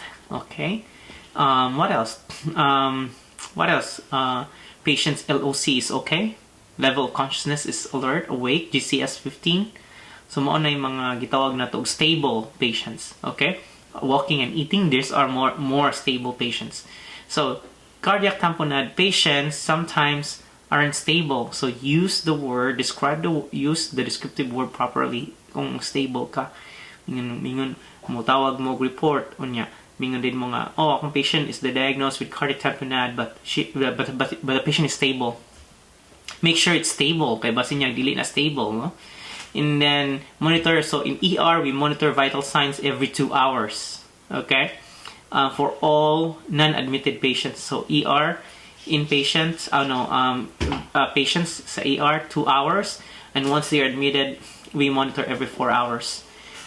Monitor heart sounds. Maminaw na sad ka sa heart with your stethoscope. Okay, as I've said, buy a good stethoscope. Ay mo palitan ng mga stethoscope nga ikaduharas duwaan, no? Next is but because why did I encourage you to buy? Because when I was a student in the Philippines, I never had to I never had to appreciate the heart sounds, unsay kalainan nila. Igpaminaw na ko, pariharas na tanan. But when I purchased a good stethoscope, I can differentiate the heart sounds, I can differentiate the respiratory sounds and bowel sounds. And this is very important because when you work, you use this, dili rin siya kuan kanang design sa inyong liog, no? Sa garang nurses kay kuan i-design na silang liog, lakaw-lakaw sila, no? Moros lag correct. Nya kita sad ko mga students po design sa liog, no? But what ko kita nga ilahang gikuha niya, ilahang gipaminaw, no? Minaw sila. So monitor your heart sounds. Kay basin dili na nanay extra heartbeats, extra heart sound, S3 and S4. Supposedly S1 and S2 ra na siya, lubbed up sounds. Okay, monitor Swan-Ganz catheter. Usually patients with cardiac tamponade is inserted a catheter. So it is placed into the pulmonary artery to check for pressure in the heart, vessels, and lungs. And I don't want to check this one. Okay? Okay. Gross kayo tanaon. Monitor, test capillary refill. No? Test nimo. Kung ni-blow na imong pasyente, my God, please, tawagan ng doktor. Give oxygen and call the doctor. Monitor arterial blood gas, ABG, to learn pH, acidosis, or alkalosis, and bicarb level. Monitor respiratory status, bed rest, and monitor INO, renal perfusion. I believe that ABG has been discussed to you in your medical surgical. Please go to YouTube and search for ABG to refreshen yourself about ABG. Health education to your patients, and be aware if particular symptoms and call the doctor. So tell your patient that these are the symptoms of cardiac tamponade, and if you have this, please report to me. Take rest periods, call the physician, okay, or nursing practitioner. What is a nursing practitioner? A nursing practitioner is advancedly educated nurses. Nya naa sila mga mura na sila og doktor, makahimo sila og kanang maka-prescribe sila, maka-kuan sila og kanang ultrasound, maka-diagnose sila na higher level of nursing. So, weigh patient every day, inform MD or NP if there's an increase of 1.4 kilograms a day. Okay, so 1.4 kilograms. Kaya kung nag-retain na siya na, so 1 kilo retained is 1 liter. 1 liter retained is 1 kilo gain. So, mauna ang ratio. Change to a low sodium diet. Aron di siya mag-fluid retention because wherever sodium goes, water follows, and a low-fat diet as well.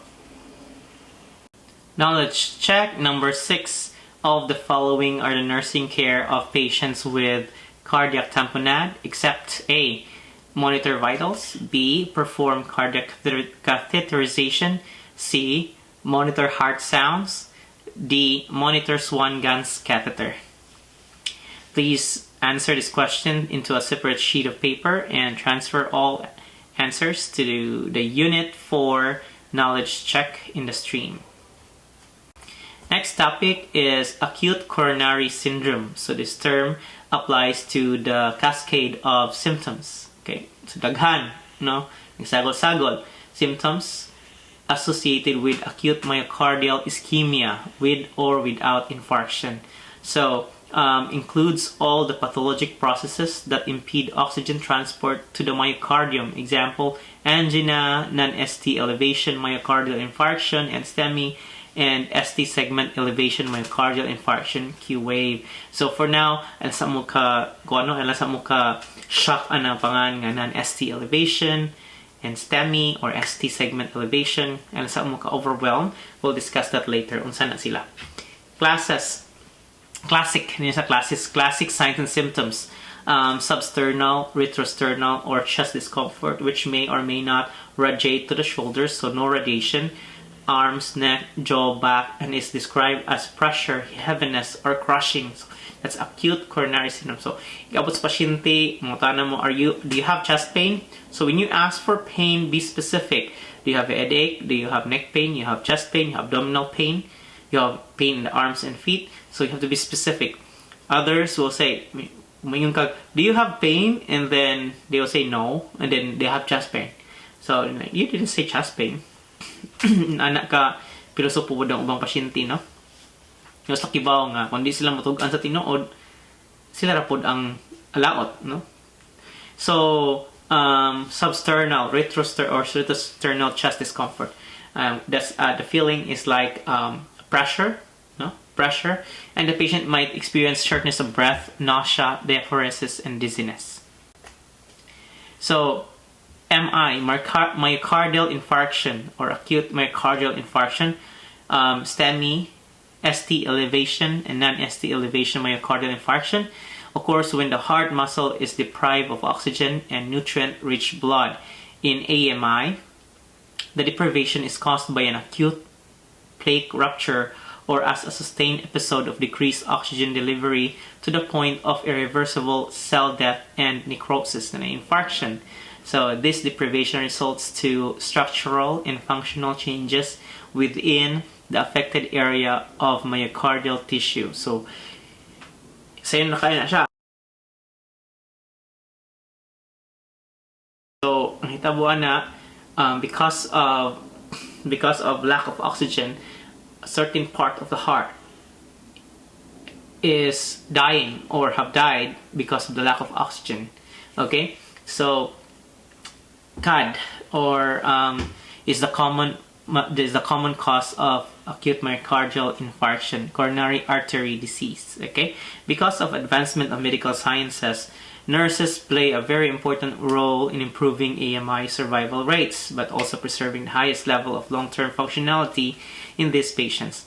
Kanos aman, so inigabot sa pasyente sa emergency department, tanawin mo niyang presentation. So, ang iyang presentation, tanawin mo ang signs and symptoms. You ask the patient, do you have any chest pain? So, saan din siya po? So, mga tanan ninyo, kung trabaho kag ER, unsa din mo mahaton? So, when you work in ER, you have to use your assessment. So, first, introduce yourself. Hi, I'm Domino Posan. I'll be your nurse for today. I'm gonna do blood pressure. This is what I do, okay? I'm gonna check your blood pressure, okay? I'm not gonna say, I'm gonna check your vital signs, your oxygen saturation. That's very fancy. So I'm just gonna say, I'm gonna take your blood pressure, okay? So, assuming part of that is temperature and oxygen saturation, right? So when we wrap around, nagkuanin ka. So after that, I ask the patient, do you have any pain? Do you have any headache, chest pain, abdominal pain and tingling sensation of the arms and feet? Okay? So the patient will say, I have chest pain here. Feels like someone is on top of me. So you ask the PQRST, right? So you ask, so does it radiate to the arms and feet, arms and the arms? And the patient said, no, it's just in here, in the middle, and radiate to the chest, then in here. So no radiation. So you ask the patient, is it continuous? Does it last for 20 minutes or is it on and off? And you ask the patient, does it improve when resting or it continues even if you're not resting? So you ask those. So after that, as a nurse, you do a medical directive. In the Philippines, we don't have medical directive, I believe, but in Canada, we have a medical directive. We can order, so we can initiate an order by the doctor. Initiate an order, so meaning to say that is an order given to nurses to initiate when they feel that the parameters, the assessment parameters, fits the condition. So for example, a patient appearing to me like that situation, chest pain. So what I'm gonna do, I'm gonna order an ECG, I'm gonna order a troponin, and I'm gonna what else do I have to do? Order like the regular blood works. And then what happens is that the nurse identifies that this patient might have ACS or MI, might have MI.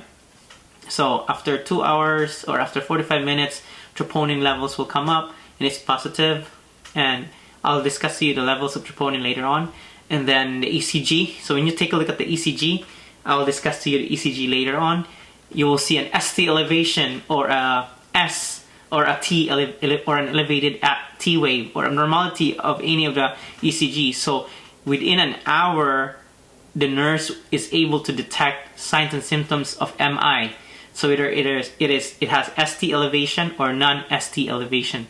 So myocardial infarction. So we play a role. Okay. Therefore, it is essential that nurses are able to identify quickly the signs and symptoms of acute myocardial infarction and then implement evidence-based interventions known to increase patient survival rates and quality of life. So after nahibawan ako, ganaon ako sa ECG, ST elevation or T wave elevated.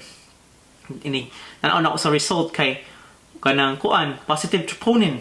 No, so unsa may buhaton, magampo lang ka. No, what you do is go to the doctor, or what you do, go to the chart and retrieve previous ECG. Igtan ano sa previous ECG, normal sinus rhythm or normal ECG, bago din siya. Go to the doctor and say, "Hey doctor, I have a patient here. Last name is Juan. He is 51 years old. He's having chest pain right now. No radiation. The chest pain is on and off. Feels like a pressure. I did ECG on this patient. It feels like a pressure. No history of any diseases. So I took ECG of this patient. It confirms ST elevation right here, and then I took troponin is positive. So then doctor will order.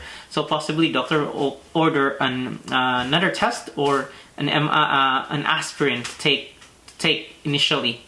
So that's how they do. Or see the patient. The doctor might see the patient first. So because in ER it works by triage. So this is not a first come basis. So it's based on triage. The sick is getting treated first before the awake and oriented people.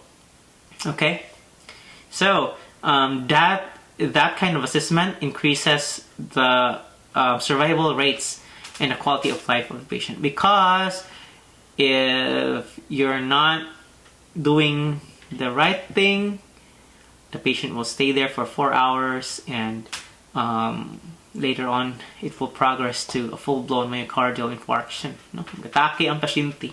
My experience before was that during triage, sometimes patients don't answer properly, right? Like they think that the questions are repeated and it's a repetitive, and they mock nursing for asking the questions, mock nurses for asking the questions like repetitively. So sometimes like patients say, "Can't you see that in the computer?" So dahan kay kanang kuan ba? Dahan kay kanang RT ba? So what's the kibaw nga our assessments are repetitive. Our assessments are we always reassess. Nang ito assessment and reassessments, right? So at yuto mo tarong utubag ang pasyente naglingkod lang dito, waited for several hours. So pag nag-break ko, napaghihapon ng pasyente, nag-break ko niya 45 minutes, pagbalik na ako, napaghihapon ng pasyente. So I went to the patient and asked the patient, I took vital signs and asked the patient, "Are you in pain?" And he said, "Yes, I am in pain. I have chest pain, like a pressure, blah blah blah. Umisiga akong mata." And I said, how kanang unsa naman kadugay ng pain? Yung siya nga dugay na kanang kuan on and off pero long duration, mga 20. Yan nakay pain ko na do you have any tingling sensation in the hands and feet? Na mao ni mga kuan, mao ni classic signs. So pagtan-aw nako sa ECG, perform ng ECG but not interpreted. na ST elevation. And then, pag tanan ako sa troponin kay positive, 726. I'll discuss my HS troponin later on. So, dalan ko sa doktor. Pag ato sa doktor ko, Dok, panawa, Dok, walay P-wave. I'll discuss to you P-wave later on. Walay P-wave na ST elevation. So, mani, yung doctor, heart failure, mani. Walay P-wave. Heart failure, mani. So, P-wave stands for atrial depolarization. So, it is the electric signal before the atrial portion of the heart pumps. So, walay P-wave. So, wala nagbeat ang upper portion of the heart. So, gidagan na mo dito sa resuscitation, no? Pasyente, nahibong ito ng pasyente. But, wala siya kibaw nga early detection to nga mga ibuhat, no? So, later on that day, patient was sent for cardiac catheterization. The cause of MI or acute MI is precipitating factors is physical exertion, no? Kung nakanoog na mo aning news, lolo tudas sa pagkikipag-sex, no? Natudas in taon si lolo, okay, tungod sa sexual excitation, no? Sexual excitation natudas sa Quezon City, no? Physical exertion, no? Mga above 40 years old nag-shove sa snow, kung naamoy pasyente nga above 40 years old, nag-shove sa snow, above 40 years old, nag-shovel pa og semento, kaya nagtrabaho sa Canada, nag-shove og snow sa Pilipinas, nag-shovel og semento. So, inyohan na ng tawagan na, advice na not to perform those physical exertion. Emotional stress, so ask your patient, are you emotionally stressed just lately? Then they will say yes, because of this, financial matters, no? It can also cause MI. Temperature extremes, like in Canada, it's very cold and it's very hot too, and during summer, digestion of heavy metals. Sa Pilipinas, increased heat, digestion of heavy metals like your mercury, Valsalva maneuver, no? So, kanang pasyente nga na MI should be given a stool softener so that they will not perform Valsalva because it can cause constipation, right? The medication for pain for MI is morphine, okay? And morphine causes constipation. Therefore, the doctor has to provide stool softener because morphine causes constipation, okay? So, and Valsalva causes MI. So, dapat what do you call this? Na stool softener. Okay?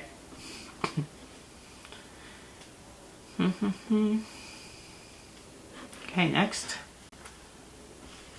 Cardiac cells can withstand ischemic conditions for approximately 20 minutes and they die before irreversible cellular death begins. Damage is not complete and irreversible until 3 to 4 hours. So, for that fact, the nurses should detect acute MI or MI within 4 hours of onset, okay? Or else it's gonna be too late. It's irreversible cellular death happens, okay? So, it is very important to ask the time of onset. Say, by the signs nimo, do you have chest pain? When did it started? Okay? Oh, it started yesterday. No? So you have to educate your patients that if they feel chest pain, they have to go immediately to the hospital. Even your parents. Okay? If not reversed, water will continue to move into the cytoplasm, causing structural and functional changes, including lysosomal and mitochondrial swelling. When they rupture, it leads to autodigestion of cellular contents by the hydrolytic lysosomal enzymes, as well as disruption of organelles and genetic material, resulting to disruption of myocardium. Cellular necrosis follows on release endogenous catecholamines and activates the inflammatory process. So, makita ikag catecholamines, mo ni sila ang nag-cause of inflammatory process. Napidaghan ana. In an attempt to heal the injured cells, the inflammatory initiates the release of leukocytes. Okay, you familiar with leukocytes?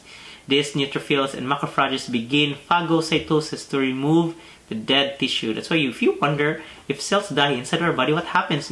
This thing will eat. So scar formation eventually forms that is unable to contract, which leads to ventricular dysfunction or pump failure. So, mamatay itong area, no? Mamatay, ang heart, ang body, mo secrete og leukocytes, which consist of your neutrophils and macrophages. Kanon nila ang dead cell. So, it will be replaced by a scar, which is, kibaw naman to sa scar. Scars are not elastic. So, inig-pump sa heart, the heart should be elastic, right? So, inig-pump niya, di siya makapump. It all causes to pump failure.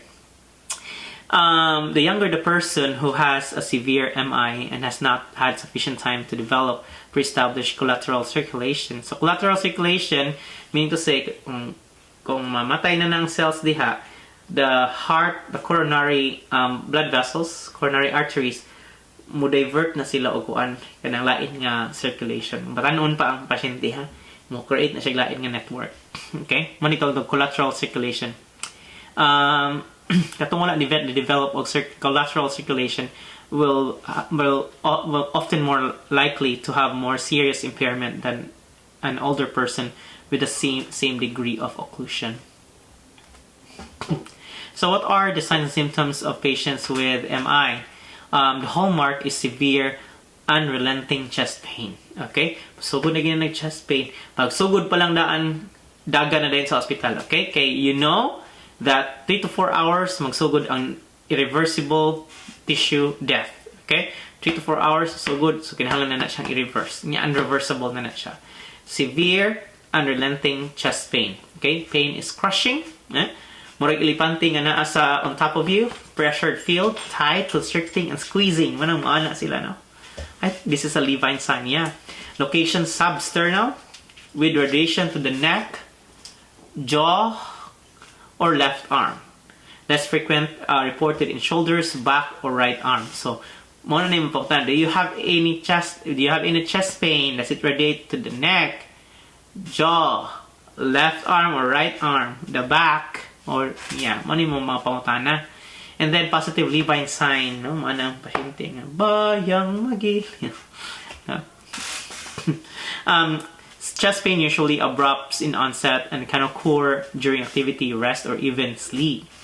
Pain lasting at least 20 minutes or 30 minutes and not relieved with nitroglycerin. Nitroglycerin could either be a spray or a tablet. In here, it's a spray. So, spray, kung mag-chest pain ganyan pasyente, this is a treatment for angina. Kung mag-chest pain ganyan pasyente, meaning to say, wala siya blood, wala siya oxygen sa iyang coronary, iyang muscle, right? So, tagag nitroglycerin. Nitroglycerin mo dilate sa mga blood vessels, causing increase in blood, therefore increase in oxygen too. So, kung dili ganyan siya mo heal ana, think of MI or acute MI. A typical presentation of MI, dili kayo siya obvious nga, dili kayo not typical, dili kayo kasarangan nga typical presentation is women, diabetes, and older adult. Okay, chest pain is unrecognized due to diminished perception or what we call silent infarction. So, another clinical manifestation is vague feeling, just not feeling well, to the loss of consciousness or cardiac arrest. Kapoy, magkoy, ana, ikapoy, magkoy, ana. Muna ilang mga other manifestations. And skin is cold, diaphoretic, gipaningot, pale or ashen appearance. So there are several circumstances where patients who are diaphoretic have different presentation, different disorders. Like if you're diabetic hypoglycemia, no? Kita no pasyente nga hypoglycemia, gipaningot ug bugbog. Kanipod nga pasyente, panington sila with chest pain. O di confirmed tachycardia, hypertension, anxiety, palpitations, apprehensions, and feeling of impending doom, no, anxiety, surge of catecholamines. No, so pronounce itong catecholamines in the body's attempt to remove the dead cell and repair the tissue, but dili, mag-releasan siya og scar. Nausea and vomiting due to the stimulation of the amygdala. As infarction progresses, cardiac output drops, causing hypotension, restlessness, dyspnea, jugular vein distension, right? Oliguria, and confusion. Next is when you auscultate, okay, you will hear murmurs. So ito akong wala na murmurs, ato akong heart sounds. Ipakita na ko ninyo ganiha ang ako ang kuan Okay na. Installin ninyo nga program ang heart sounds. Okay? Yeah. Nya, maminaw dayon ta sa murmurs. Asa man tong murmurs? Murag madugay ta anida. Murag madugay tag pangita aning murmurs. Asa daghan ka siya kuan di kani asa naman to? Naa siya. Daghan ka siya nasa siya panginaan. Pero maminaw ta aning kuan be. Kining tawag normal heart sound. That's a normal heart sound, right? Unya ang murmur. Asa man tong murmur ni? Murmur. Mangita na lang ta sa YouTube og murmur be. Say murmur.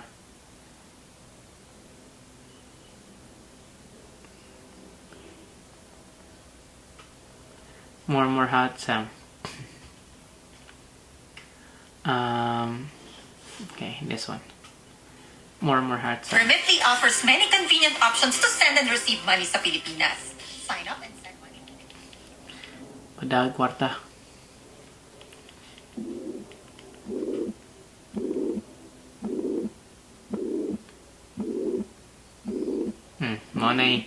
Mo na murmur.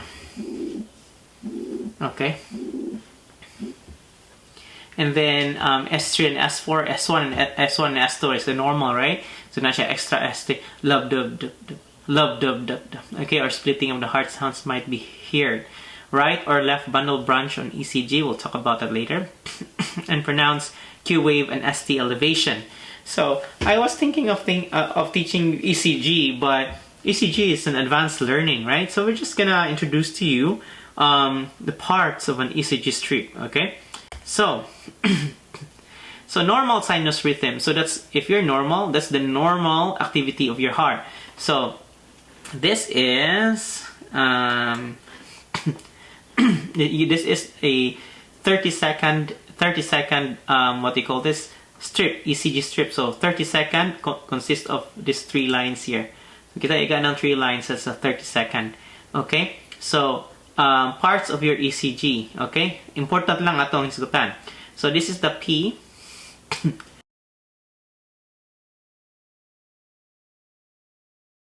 So this is the P. The P starts for atrial depolarization. So what do you mean by depolarization?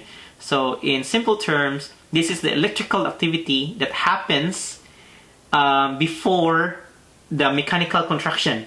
So kana sa siya, then contract, atrial. So the heart is like 2 chambers, right? So the atrium ang nasa babaw o ventricle ang nasa ubos. So inig P, mo P o sa siya.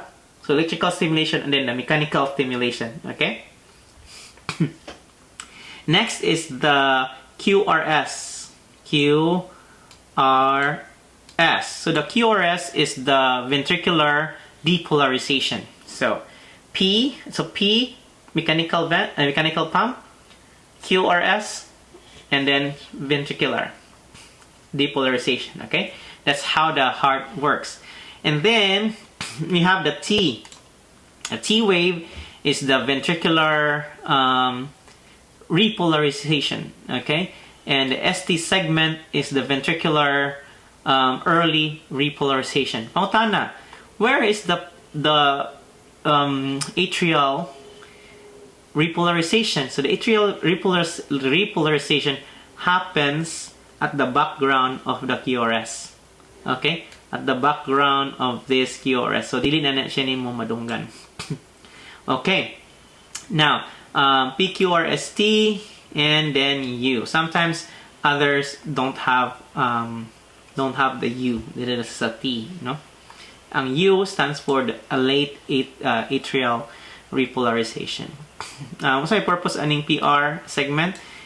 Kasagaran gamitan na siya sa isoelectric line. Okay, isoelectric line. So ang isoelectric line mo na akong basihan. That's my basis para sa ako ang what? ST and T wave elevation. Okay, ST and T wave elevation. Now you have to understand that for a patients with MI, they might have ST segment elevation and T wave elevation. So mao na inyong. So saan man yung paghibaw nga kuan kanang tawag ana elevated na siya. So ato nang istoryaan, ato na siyang istoryaan later. So kung kani siya ato nabay ST elevation, so imo ni siyang kuan. So this is the isoelectric line. So kana so kani mao ni ang iyahang kanang gitawag og kanang tawag ana 1-2 box. Okay ra na siya, no? Ako na istoryan later on, okay? So, rate of the heart is 60 to 100 beats per minute. Mo na heart rate. Tibo kalibutan. I don't know kung nabay lang kalibutan nga nagkuhan. P wave is sinus. So, what is sinus? Sinus means it came from the sinoatrial node. Ako na istoryan later on ang part sa heart o niyang asa ang iyahang kanang kuan mga nodes. So, the nodes, these are the electrical circuitry of the heart. Mo ni ang mo stimulate sa contraction, mo stimulate aron mo P, mo QRS o mo T. Okay? Next is the PR interval. So the PR interval from the start of atrial depolarization to the start of atrial ventricular depolarization, mo na ang PR interval. So your PR interval must be 0.12 to 0.20 seconds. Universal na siya. QRS complex is 0.10 seconds. Ayun nga saguhon. 0.10 seconds. Okay? 0.10 seconds ra. Dili pwede nga mo more than 10, 12. So pag pump niya kuan kaayo ka ng murag kanang dugay ba? Kung dugay ang iyahang pagpump sa evidence by like increased QRS complex, pull dito ang blood sa ventricles causing blood clots. So now this is a normal sinus rhythm with bundle branch block. Okay, normal sinus rhythm with bundle branch block. So ang kuan niya ang tawag ana for a patient with bundle branch block, the rhythm is off by 2 squares. So ito na nakoy ganang specific nga discussion with regards to that. Nya ang kuan niya ang rate is 60 to 65 beats per minute. Pila gid ang normal? 60 to 100. Ang patient with bundle branch block kay ang P waves kay sinus. So and then the PR interval is 0.16 to 0.20. 0.16 to 0.20 PR interval. Okay? Which is normal. Ang normal is 16 to 18. So, mula pa sige na 20 na gay na, meaning to say, kung ano na siya, PRS complex, 0.12 to 0.4 seconds ang QRS complex. So, for a patient with bundle branch, ang imong tanawon anak kay taas ang iyahang kuan, ang iyahang QRS is 0.12 to 0.14. Normal is 0.10. Okay? So a bundle branch block happens here, this area here. So ventricular. Okay? Gets? So this one is atrial. Atrial here, atrial, left and right atrium, ventricular.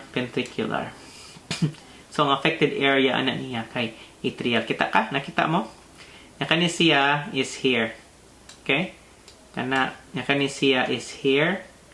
Okay. Yeah. Kanisad siya is sa ubos. Mo na ang connection sa imong heart. Asa sila pa doon, no? Discuss ko na ang number countering later on, okay? Introduction lang sa ni. So, in this slide, I'll try to discuss to you ST elevation. So, ST segment monitoring should be performed on all patients, okay, at risk for AMI. So naa siya pressure, chest pain, naa siya nag-Levine signs siya, gana siya, no? So ECG din mo. So it can be ECG or medical directives. So you initiate the order, okay, by the doctor, okay. So, din na siya nga ikaw ni order. Ang doctor ni order, pero mo na siyang initiate. Okay? Kaya nakita ka nga, you suspect that the patient has myocardial infarction. So, in ECG ni mo, you don't, like, wala pa kakibaw. Sa ng ECG, o interpret, you don't have to be a master of interpretation. Makita rin mo sa iyang ST elevation. So, here, in your slide, kuha na akong pen. Here, in your slide, okay, activate lang akong pen. Gibutangan ako nag-red. That is for the isoelectric line. So, the isoelectric line is based na siya sa imuhang PR segment. This one. So, mutahan gay ka, sir, saan man ni na ako identify ang ST segment? Elevated ba siya or dili siya elevated? Tanawa ang ST PR segment. Tanawa ang PR segment. Okay? Kana sila ka-level na siya in order for it to be normal. So, kano sa siya mahimong abnormal when this ST segment here increases up to 2 boxes. Okay? Kung 2 boxes galing na or 2.5 or more, elevated na siya. Oh, pareha ani. Kani, no? Oh, ST segment, PQR ST. So, this one, oh. 1, 2, 3, 4 mag-ina. 4 ka small box. Okay, that's how to know nga elevated siya. How about the T wave, sir? Pila man ang elevation na niya? So, 1 box is equivalent to 1 milliamperes. 1 milliamperes pa? Hindi ba ko sa'yo? Yeah. So, pila ka box? Pila ka small box? It must be 5. Okay, 1, 2, 3, 4, and up. 4, 5. Okay. Supposedly, normally, ana siya diha. Okay? Ano kay na naman, abot naman sa langit, no? So this is T wave. This one, ST elevations, right? Kita niyo mo da ST elevation, no? Naman tong mutug ka, no? 1, 2, 3, 4, 5. Okay, lapas. ST na siya elevation. So mo na imong tan-awon. Ang imong tan-awon kay ang ST segment ug ang T wave. Okay, mo nimong first nga tan-awon. Okay? Next ni mo tan-awon is the P wave. Is there a P wave? Okay? If there is no P wave, so basically, for a beginner, ang iyong tan-awon kay amo na gyud ang normal sinus rhythm. Kani, tanan, ana.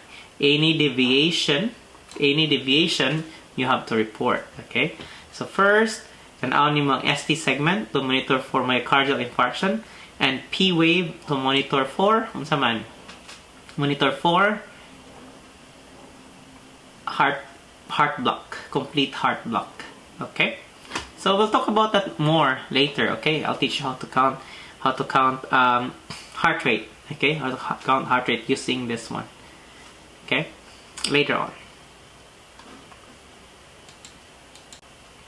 So complications of myocardial infarction is reduced contractility of the heart. So because of the scar, dili na siya mo pump ug tarong nanay pump failure, and decreased stroke volume and altered ventricular compliance, decreased ejection fraction, and increased left ventricular and diastolic pressure, sinoatrial node malfunction as well.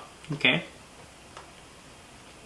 And then eventually, this affects 90% of the patient as arrhythmias.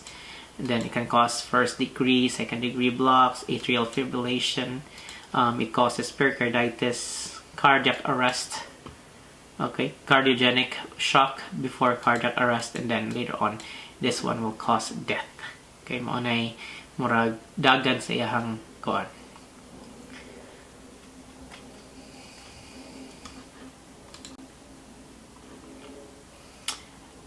Diagnostics. So rapid yet thorough and focused health history and physical assessment should be done. So when you say rapid, di na siya mo last for, di na siya pareha itong nag-demonstrate ta o kuan nga mukhang tagpapil niya, magbasa. Okay. Inspection. Step 1, no. Ang among assessment kay paspas kay sa emergency room paspas kayo. Mda kasi vital signs machine. Hi, good morning. I'm Domino Puson. I'm gonna take your blood pressure, wrap it around. Can I put this under the tongue temperature? Put the auto saturation pack. Human kuha tanan butang sa imong rover or computer. Nga mo ang chart kay mura na siya cellphone. Naan na lang siya. So encode na mo dito ang vital signs. Kuman, mutani ka, do you have any pain, chest pain? Yes, I have chest pain. PQRST dayon ka. Yeah, as din ka nga kuan, anang asa ang pain, sa location, onset, mutana dayon ka. Yeah, mutana ka kanang kuan, sa characteristics, pila pain score, asa ang radiation niya, no? Mutana dayon mas kayo. Kumana that is a focused assessment. So in seconds, in triage, ilang focus assessment kay 30 seconds. Sa amo kay mga 5 minutes So paspasin. Do you have history? Do you have history of any cardiac problems? Yes, kung positive. Okay, no. This is my first time. ECG dayon ng troponin. Focused on current episode of chest pain, general appearance. Focus on the current episode. Okay, I would like to highlight that one. Current. Yan naman, because patient will discuss to you an episode that happened 10 years ago. So they love to say, what brought you to the hospital today? And they love to say 10 years ago? No, tell me about now. And sometimes they describe a symptom like 6 months ago. What's not happening now? That will ruin your assessment. So you have to focus on your current episode. Frequent vital signs monitoring is needed. Cardiac monitoring is needed. ECG and telemetry. I'll teach you how to place telemetry and ECG later. And pulse and ongoing evaluation of mental status. Heart, lungs, abdomen, urine output, and extremities. 12 lead ECG, we'll do that later. Serial cardiac studies are the current gold standard for diagnostics of AMI. Chest X-ray, cardiac enlargement, cardiac calcification, and pulmonary congestions. So ECG tracings can help in detection and diagnosing of patients with MI up to 80%. So you will see there, unsa ititanaw nato sa ECG, ang iyahang ST o T elevations. The membrane potential is altered in the insulted area of the myocardium, making it unable to depolarize and repolarize. Therefore, it is easy to detect conduction abnormalities using a 12-lead ECG. Usually, a developing AMI will show ST segment elevation, here you go, on an ECG indicating acute evolving myocardial necrosis. Elevation should be greater than 1 mm. So 1 mm ang elevation sa ST, okay, segment. It is recommended that ECG be performed every 30 minutes for 2 hours for those patients at high risk for MI, especially those patients with previous heart attack, previous MI incidents. Okay. So, serial cardiac studies are the current gold standard for diagnostics of AMI. So, we have here the CK, CKMB, myoglobin, troponin. So, these ones are the old ones. Okay? In our hospital, we use HS troponin. So, HS troponin or high sensitivity troponin detects the same protein that conventional troponin detects, but in a much lower concentration and with higher precision. Sensitive enough, this HS troponin is sensitive enough to detect significant changes in shorter period of time and notify physician if the result is greater than 60 nanograms per liter. For repeat, notify physician if result is greater than 60 or delta. So delta means change, or delta greater than or equal to 30 nanogram. So kung nanakay first nga troponin niya, ang repeat troponin is greater than 30, ang changes greater than 30, report to the doctor. Okay? So, you can see in here sa kaninga area, this is the old troponin and this is the new HS troponin reporting. So, this is a microgram, this is a nanogram can detect troponin. So, para unsa din ng troponin? Unsa din ng troponin, no? So, kung ang heart kay kuan na siya kanang kung naay myocardial infarct or insult, mo secrete na ang heart of troponin, na ang muscle mo secrete of troponin. So sa old nga troponin values, 4 to 6 hours pa una siya ma-detect. In the new ones, kay as early as 2 hours after the injury, diha na nimo na makita as early as 2 hours sa HS troponin, okay? Medical management of patient with MI. Okay, when patient complains of chest pain, physical assessment should be ongoing and frequent vital signs. Okay, when it's chest pain, you have to monitor it frequently. Supplemental oxygen, this is controversial, but the book says to apply supplemental oxygen if the patient is having shortness of breath and the saturation is not greater than 92%. 12-lead ECG, ST segment monitoring. Remember how to monitor ST. And lab test, okay? CBC, chemistry, lipid levels, liver function studies, and coagulation panel, and troponin as well. IV access. Patients should have IV access if your patient has MI, because in case of emergency, we need to give IV medications. Now question. I'm new, I don't know how to do IV access. As an emergency room nurse, you should know how to insert an IV. Fibrinolytics, antiplatelets, anticoags, nitrates, morphine, and beta blockers are medications that we give. Amiodarone infusion if life-threatening dysrhythmias occur. So that's why your patient should have IV access. So, nakita ninyo ang assessment down to the treatment. So patient will be admitted to CCU for procedures if required. Okay, muna inyong and anticipate revascularization procedures like emergency percutaneous coronary intervention with stent deployment or CABG. Pharmacology interventions. So we give thrombolytic and anticoagulant therapy. That is a standard. Sometimes EMS give 181 milligrams of aspirin to start with. Okay, so nitrates, beta blockers, morphine sulfate is the golden standard for pain treatment in patients with MI. And antiplatelets such as aspirin, clopidogrel, Plavix, and G2 and 3A inhibitors such as apixalimab, eptifibatide. Who named this medication? So weird. And agrastat. Thrombolytic therapy, 95% survival rate for patients who receive thrombolytic perfusion therapy. Goal is to institute as quickly as possible to halt the infarction process, the dying process, salvage the greatest amount of myocardial muscle, and prevent any subsequent infarctions. Example is streptokinase, tissue plasminogen activators, retiplase, altiplase or activase, and tenetaplase. Okay, successful reperfusion results to abrupt cessation of chest pain, ST elevation returns to normal, and improved left ventricular function. So perfect ayo. One of my patients had this kind of disorder, so nagkuha ko an activase RTPA. This is the one that I'm telling you that it's very expensive. In the Philippines, I don't know if it's 50,000 or 100. Dini sa Canada, kay Freeman Healthcare, magduduaan na ni siya. No? Kani, i-inject ko sa pasyente, pila ra. This is 50 milligrams, i-inject ko 5 milligrams. Wala akong gibuhat. So, imo na mix na siya solvent daan. Mix na ni mo, kung man mo mix, once nga mo wagtang ng powder, then you can administer.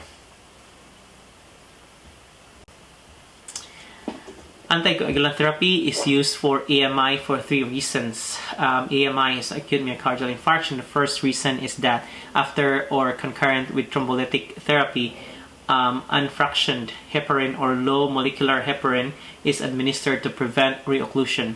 To prevent pulmonary embolism, the second reason, common cause of death. What is pulmonary embolism again? Did you remember?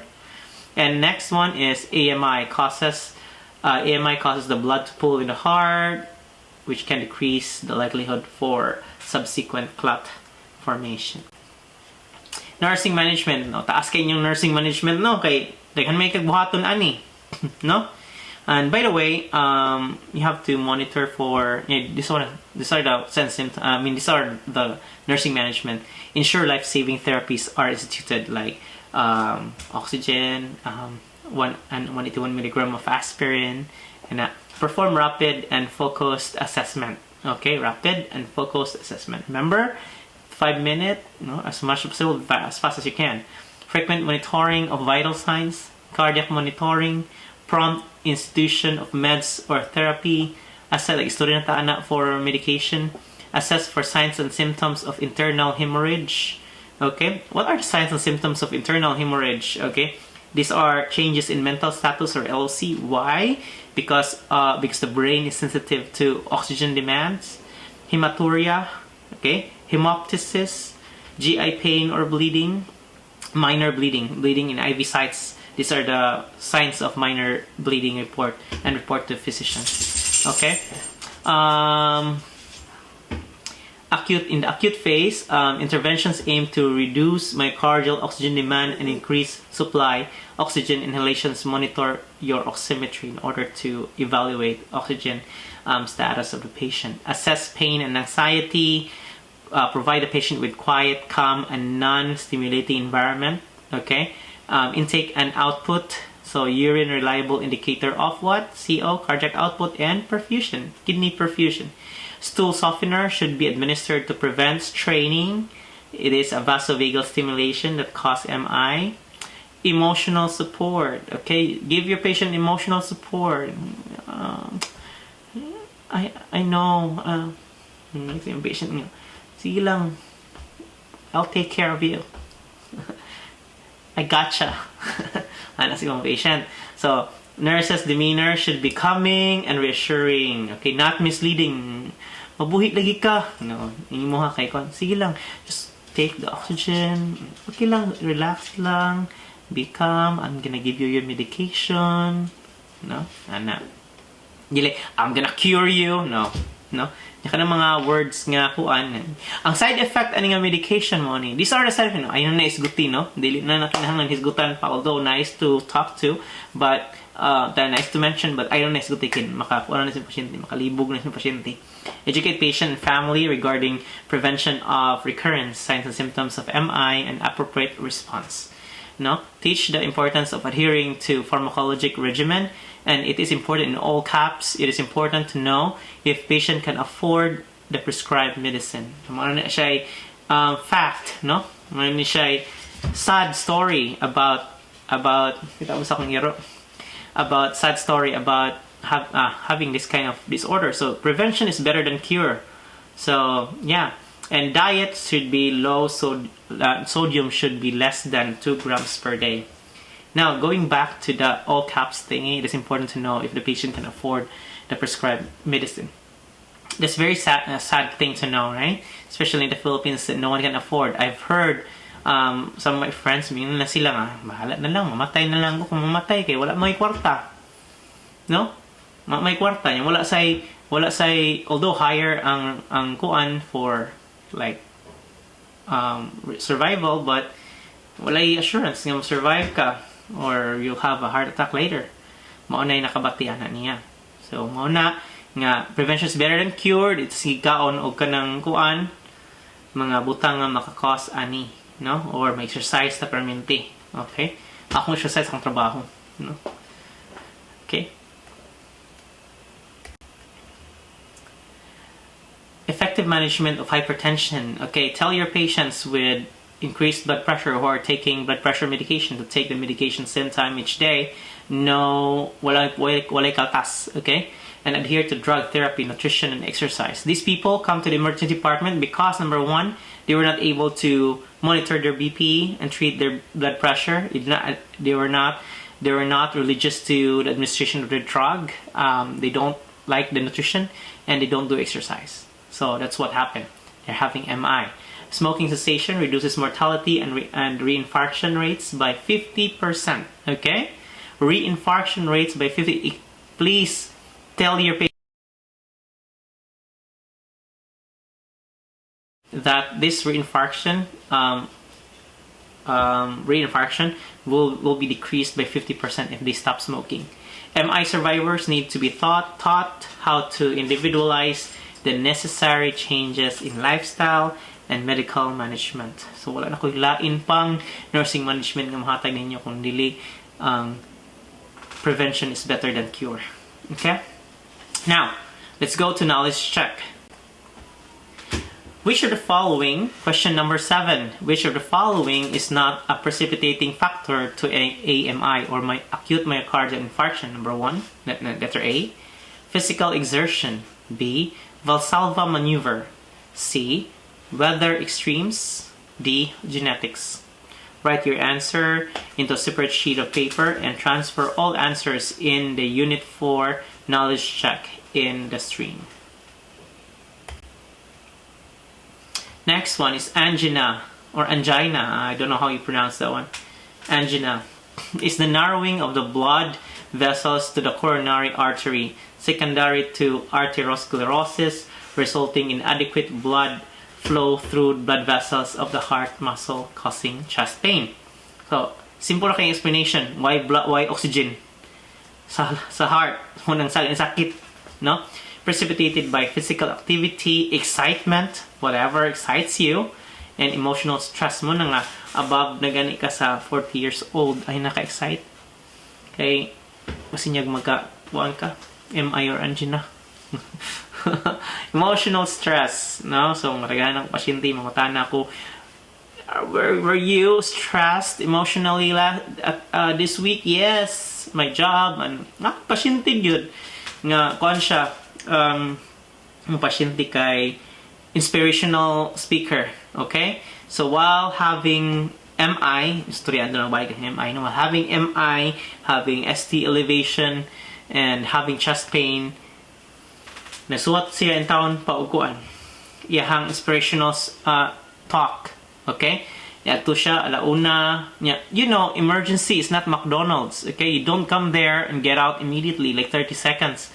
You have to be there, and there are tests that requires the patient to be there. There are tests nga you have to wait for an hour or 2 hours or 3 hours. So basically, nara siya dito. So she started 1 o'clock. She presented the emergency 1 o'clock with chest pain, positive for troponin, and then ST segment elevation, and then having chest pain while writing the speaking stuff.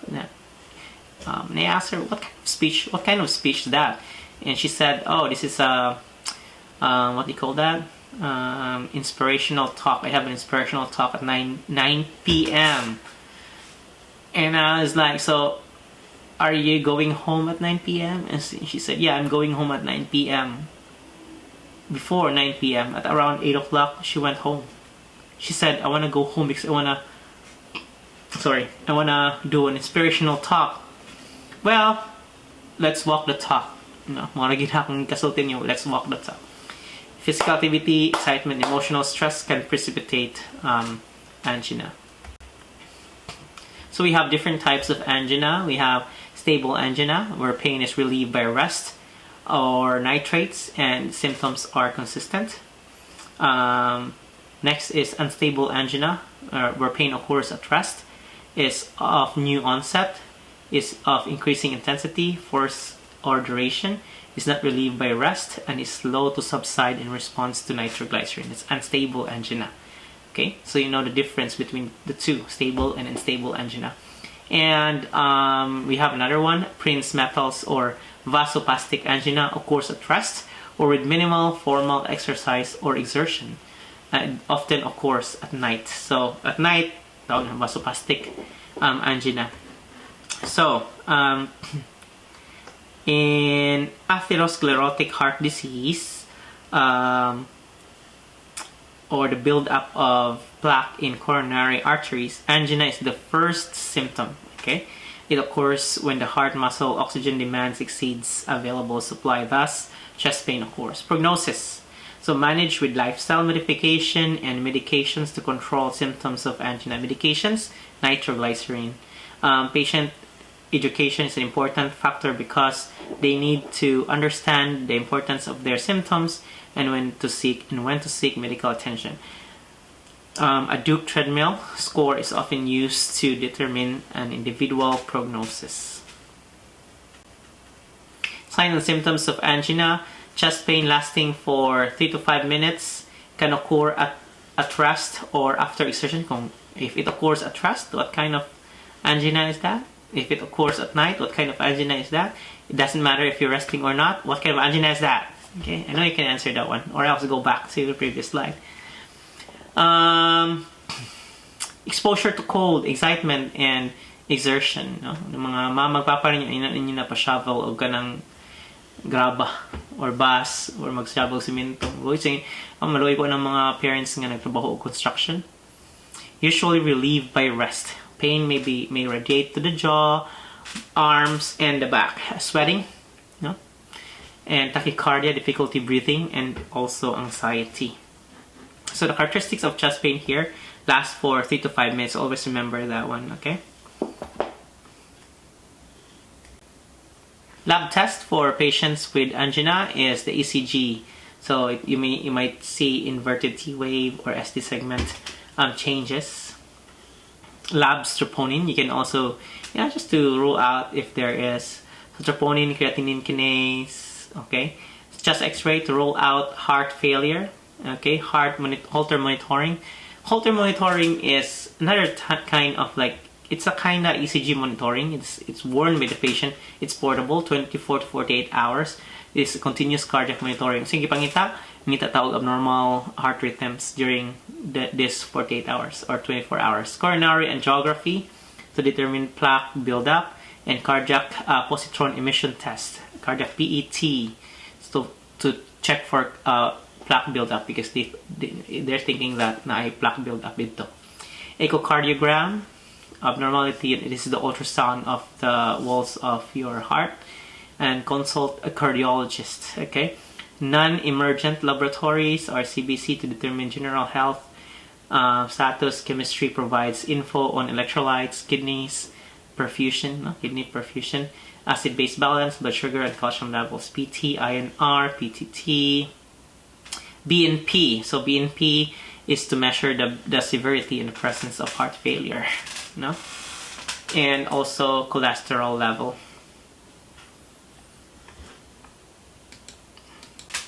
So the treatment for angina is 2 to 4 liters of oxygen via nasal prong.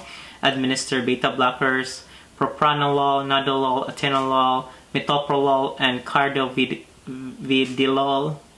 Nitroglycerin, sublingual tabs or spray, time-release tablets. So how to administer nitroglycerin? So when the patient complains of chest pain, you spray do not shake the bottle.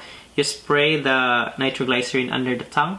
Okay, spray one time, and once you spray it, time it 5 minutes, and after 5 minutes, ask the patient if the pain has gone or the pain has subsided.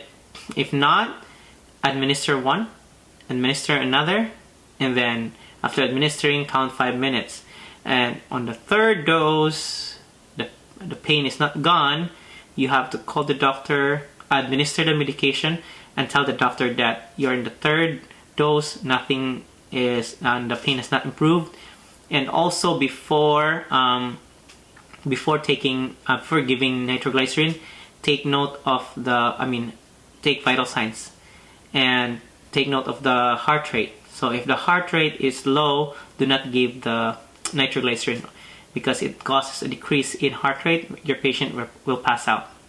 Okay, and the goal of this intervention is to deliver sufficient oxygen to the heart muscle. Topical nitroglycerin, I haven't seen that. Aspirin also. Analgesic, morphine IV during acute pain may decrease myocardial oxygen as well as decrease pain. The following should be watched or monitored separately: percutaneous transluminal angioplasty, coronary artery stent, coronary artery bypass graft, low cholesterol, sodium, and low fat. So, pinaka-importante ani dinhi ka sa low cholesterol and low sodium and low fat diet. So, nursing interventions for patients with angina or angina. monitor vital signs. Okay, notify physician or nursing practitioner if SBP or systolic blood pressure is less than 90.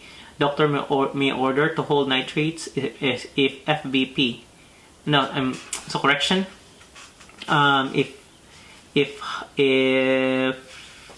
SBP is less than 90, do not give this one, a nitroglycerin, because the patient will pass out because of low blood flow to the brain. Okay, and if the heart rate is less than 60 per minute, do not give beta blockers because this can reduce the heart rate. Na correction sa akong previously nga mention ganin kung less than 50 kay maka-cause of pasot nila ang blood pressure nga less than 90, and if heartbeat is less than 60, don't tell the doctor and not administer beta blockers. Assess chest pain and report to the doctor. Remember PQRST. So PQRST is the place where the pain is. PQ is the quality. R, quality, is it pressure, crushing, sharp, blunt, radiation, does it relate to the hands and feet, back, neck, jaw, severity and timing, how long is it, when did it start, sorry, does it what do you call this, improve when resting. Monitor cardiac status using 12 lead ECG while patient is experiencing angina attack. Okay, so tell your patient when you feel chest pain, tell me because I'm going to do an ECG. And then you will see there is an ST elevation there, or T wave elevation. INO, place semi-Fowler's position. Okay. Health education, rest when pain begins. No, naiuban nga akong teacher sa religion sa una when I was in high school in the Philippines. She said, maka-feel ka, makapoy, nakakasakit yung mudagan. No, so dumaog yun. I hope buhi pa si sister. Take nitroglycerin when pain begins. Okay, avoid pilay ito every 5 minutes for 3 doses. If on the 3rd dose the patient is not gone, apply the 3rd dose and inform the doctor. Call 911 if pain continue for more than 10 minutes. Remember, myocardial infarction, 4 hours, 3 to 4 hours ang irreversible damage. 20 minutes magsugod na og dying process. Stop smoking, okay, just like your MI, and adhere to prescribed diet and exercise plan. How to recognize symptoms of MI? Teach your patient that. So this is the proper ECG placements. We have the 12 lead, we have the 15 ECG lead placement, and we have the tally or 5 lead. So what we usually do here is the 12 lead. 12 lead, okay, 12 lead, and the tally or the 5 lead.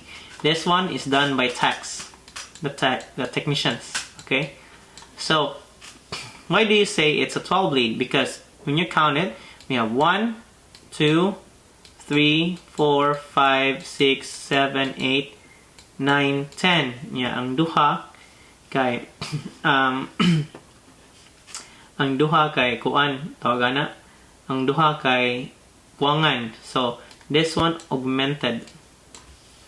These are augmented. So ang kanang duha kay augmented. So it is a combination of the other leads. Okay. So your ECG will serve as like a camera for electrical activity. So ibutang nimo dinhi ang V1. So this one is the right arm. Okay. This is the left arm. Okay. Right leg, left leg. Okay, these are leg. Okay. So right arm, left arm. So ang color dinhi kay white, ang color dinhi kay black, ang color sa right leg kay green, ang color sa left leg kay red. Okay? And then adto ta sa fourth intercostal space. So 1, 2, 3, 4. So do not put your leads on the bone kay wa kay makuha ana, no? ibutang siya sa intercostal space. So 1, 2, 3, 4, start with your V1. So don't worry, the lead has a label, V1. And then opposite that side after the sternum is V2. So, kaning V3, this one, unya na ako na ibutang if I place V4. Why?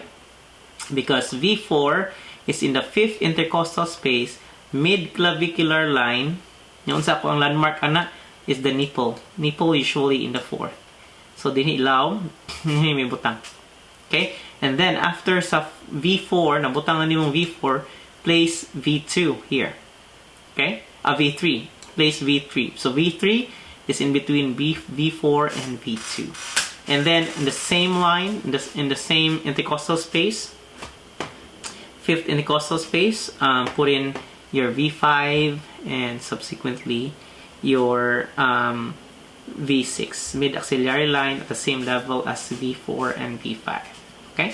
So that's how you place your ECG. And please count the intercostal space. No? Ano yung pinaka-importante. Madugay na nimo, maka-identify na ka, nakakim still mag-hikap-hikap pa. How to count? No? Na yung mga patient nga daot, makita na nimo, but yung mga patient nga tambok, so you need to touch, okay? The intercostal space. So, in order to practice properly, touch your own ribs. Okay? Next is tele. So, doctor will ask you put your patient on tele. No, this is much easier. No, so right arm white. What did happen? Left arm black, green right leg, red left leg, and a brown in the 4th intercostal space. No, parihag gibutangan sa imuhang V1. Kana, mora na. Ready na imuhang kuan. Ready na imuhang tally. Mora na imong tally. No? 15, we don't usually do that. But for your information, you do the same as the 12 bleed, additional na lang kadiri duha. Tulo. Additional kag tulo. Kaya napaman sa kilid din. Additional na lang diha. No? Now let's check number 8. Is this a correct 12 lead ECG placement?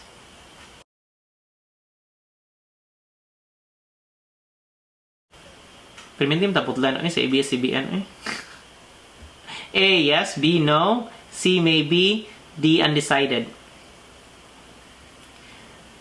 Okay. Next. Is this a correct 5 lead ECG or tele placement? A, yes. B, no. This is question number 9. C, maybe. D, undecided. Please write your answer on a separate answer sheet and transfer all answers in the Unit 4 knowledge check in the stream. Now we will talk about cardiac dysrhythmias. Okay, cardiac dysrhythmias is caused by blood flow deprivation to the myocardium as a result of the myocardium of the heart, the muscle of the heart, as a result of CHD that can affect the heart's electrical conduction system. So this table shows dysrhythmias and categories of dysrhythmias according to the modified Vaughan Williams classification. So by understanding this classification, the emergency nurse can anticipate accepted actions of the drug and nursing implications for drug administration and patient assessment. Okay, so these are the common cardiac dysrhythmias: ventricular dysrhythmias, atrial ventricular dysrhythmias, ventricular dysrhythmias. So when you say atrial, di ba mo ni ang heart nimo, no? So ang heart nimo ana. So this is atrial. Okay, this is ventricular. Okay, so upper portion is atrial, lower portion is ventricular. So that's how you have it in mind. Ventricular dysrhythmia, supraventricular, SVT, and SVT, mga common. So before moving on to more discussions about cardiac dysrhythmias, I would like to explain to you the mechanism of the heart and how the ECG is taken. So this is an ECG strip. It consists of 30 large boxes, and it is called the 6-second strip. So 30 boxes is equal to 6 seconds because it's 30 times 0.04. So now, how did we get so another thing that you can see if this is 6 seconds is because of these lines here. So there are three lines right here. This is a 6-second strip. Okay, so this is the one. This is sufficient for your interpretation.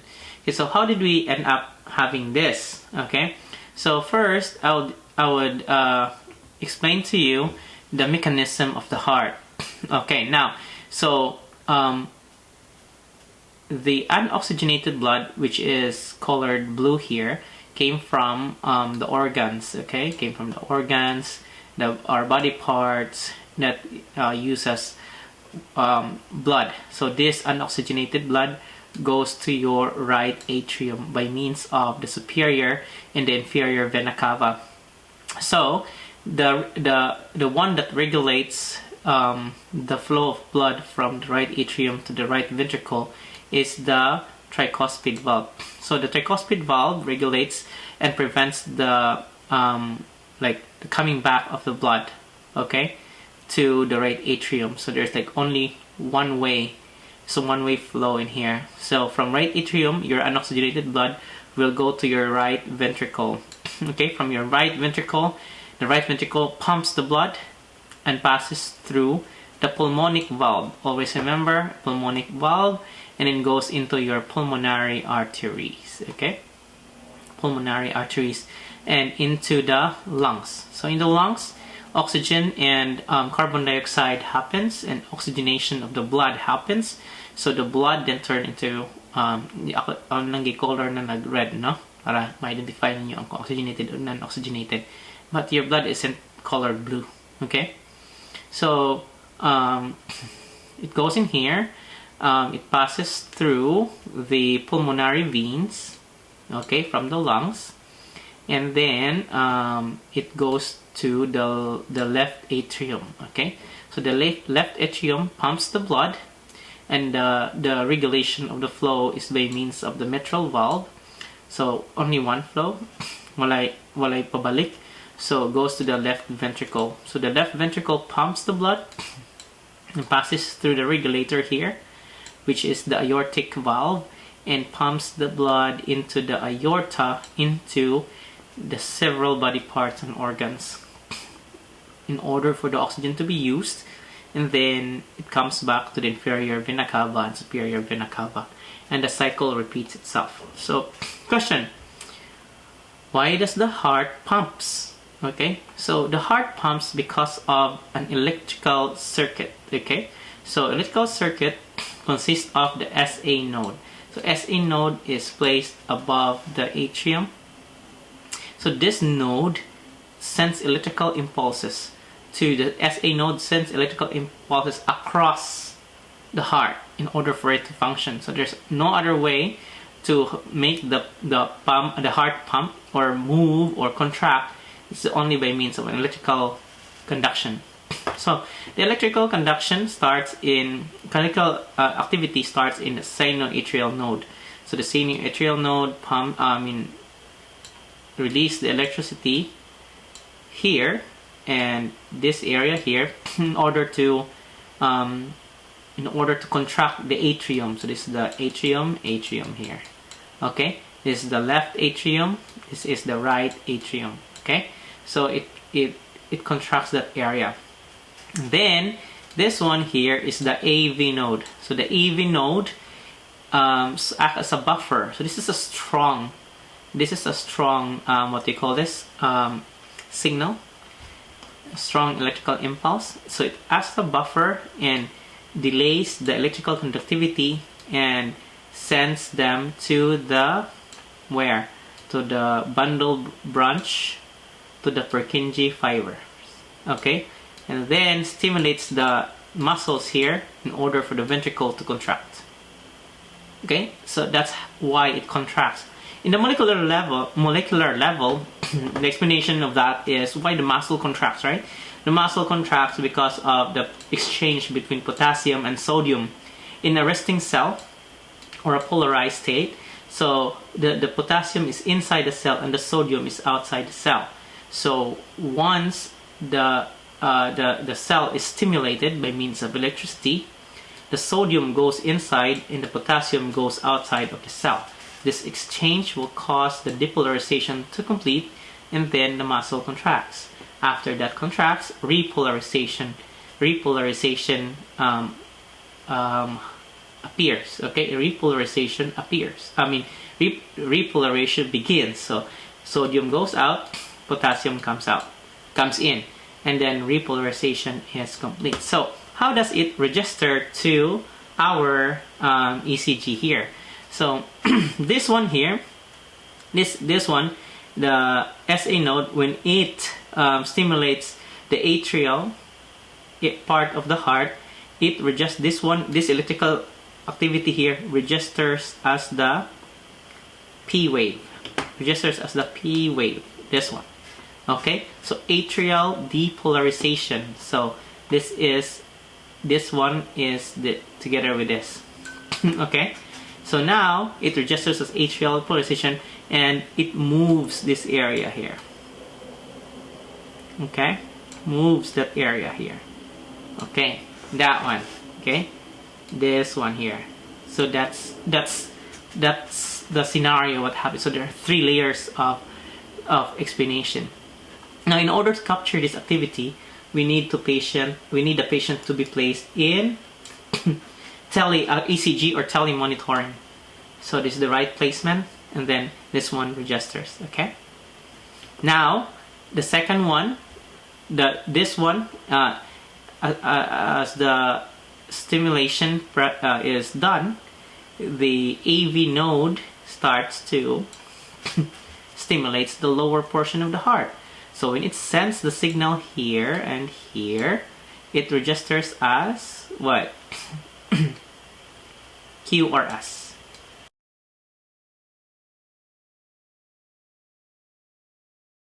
Registers as a QRS here.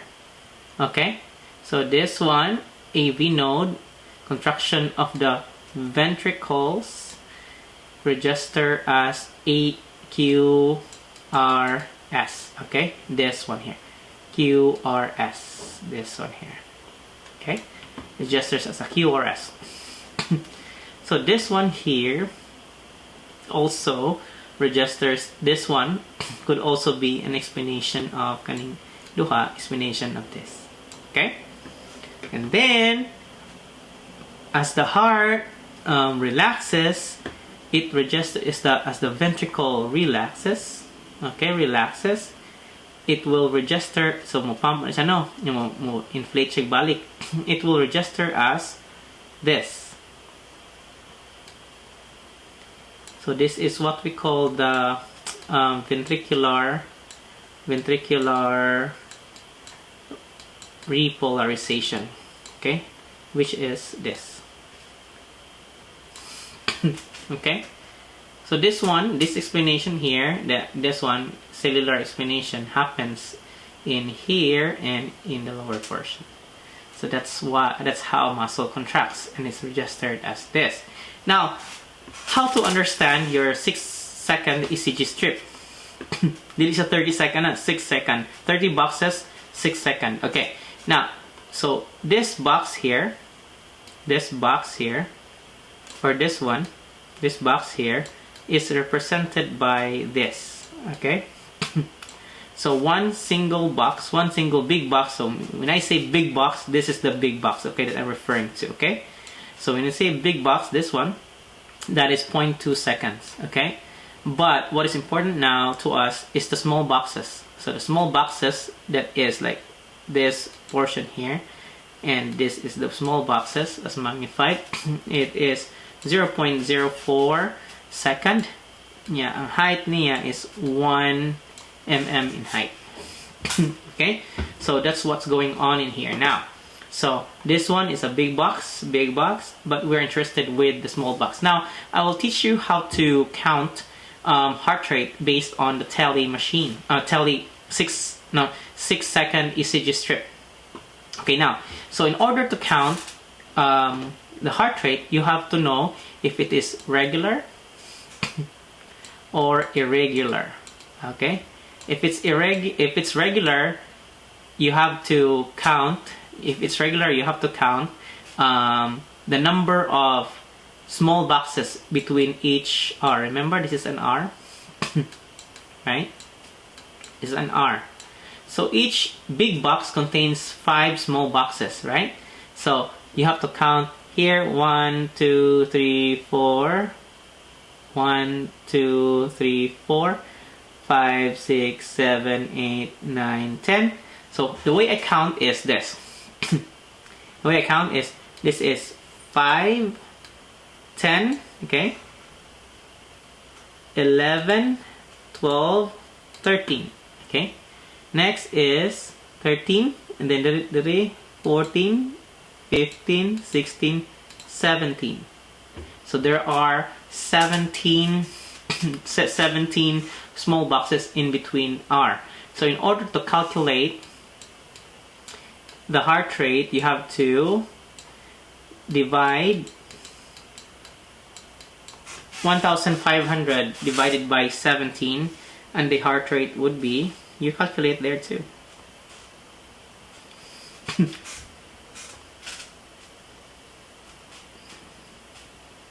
Is 88.2. So our normal heart rate is 60 to 100.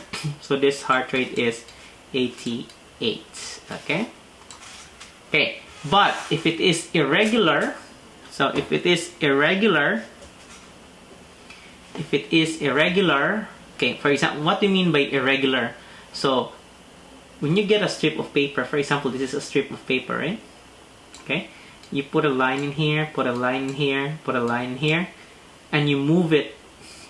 When you move it to all the R in here, if it falls in the same line in your paper, that means it's regular. If the distance between this one and this one is not the same, okay, the distance is not the same, we call that irregular. So for regular, you have to do the precise counting. Precise counting involves counting the small squares. So 1,500 divided by 17 equals 88. That's a precise counting because the distance between each RR is regular. How do I know it's regular? I use a strip of paper, and then I line the sample R, and then I move it to the other R's, and then if they fall in the same line, it means to say it's regular. So it means to say the distance between each other is the same. But if it's not the same, it's what we call irregular. So an irregular is much easier because in order to count a heart rate for irregular rhythm, you just have to count the number of R in 6-second strip. So for example, this, so 6 seconds starts here, and may linya diha tulo, makita niyo mong tulo sa imong 6-second strip. Okay, so count 1, 2, 3, 4, 5, 6, 7, 8 times 10 is 80. So if it's regular, we have the you have to count the rapid count. We call it rapid, and for regular, it's a precise count. Okay. So that's what happened in the background. It's a very long explanation. I hope you understand that one. If you don't, go to YouTube and search ECG.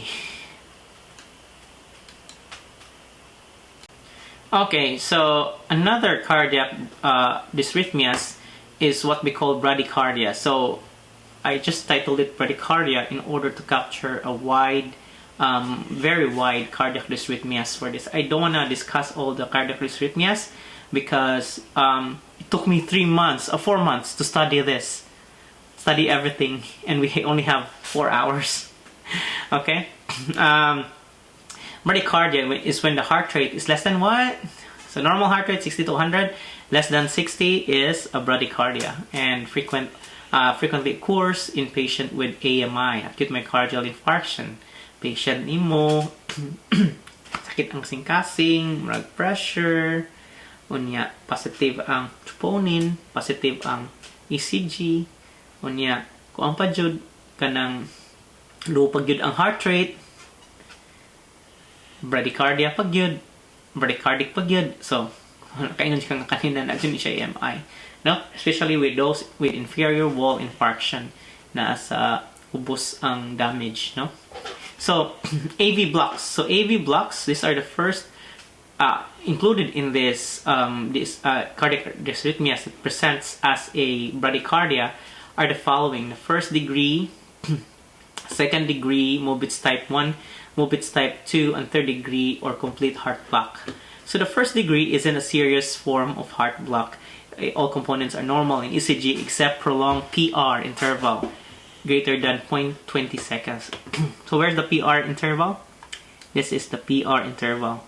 So prolonged. So meaning to say that there is a delay in SA node transmission. No? Na delay dito.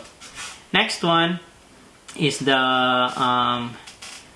what is this? The second degree Mobitz type 1. The second degree Mobitz type 1, the PR intervals progressively lengthens from beat to beat until a P wave appears. This one here. Until the P wave appears that is not followed by a QRS but a pause. So P wave, naray mo P wave followed by a pause. Supposedly followed by a QRS. Okay? Wala. Nawagtang. Narang and a pause. Okay? Next one is your Mobitz type 2. Mobitz type 2 is a progressively increasing PR interval, usually 2 to 3 P waves at each QRS, complex with only one impulse conducted to the ventricle. So here you have two P. Okay, you have two P's in here. So meaning to say the PR interval here is lengthened. Okay. Yan na ay extra na ay sites nga na-produce ang kagalingon nga nodes. Supposedly ang SA node ug ang AV node ra gid ang produce. Na siguro ay outer source. Okay? Next is number 4, the third degree or complete heart block. Okay? So when you say complete heart block, represents complete absence of conduction between the atria and the ventricles. So incomplete conduction. Usually, ang kana nga mga kuan, usually kay tanawon nimo ang P, no? Ang P kay supposedly ang P mo occur dinhi ana P walay P, supposedly na P supposedly na P, so incomplete or wala GP. That's a complete heart block. Walay P, so complete heart block. So ang imong complete heart block is a medical emergency. So imo dayon ang atimanon. Block in conduction is caused by MI, infarction, infection, degenerative changes in the conduction system, medication, beta blockers, calcium channel blockers, and cardiac glycosides.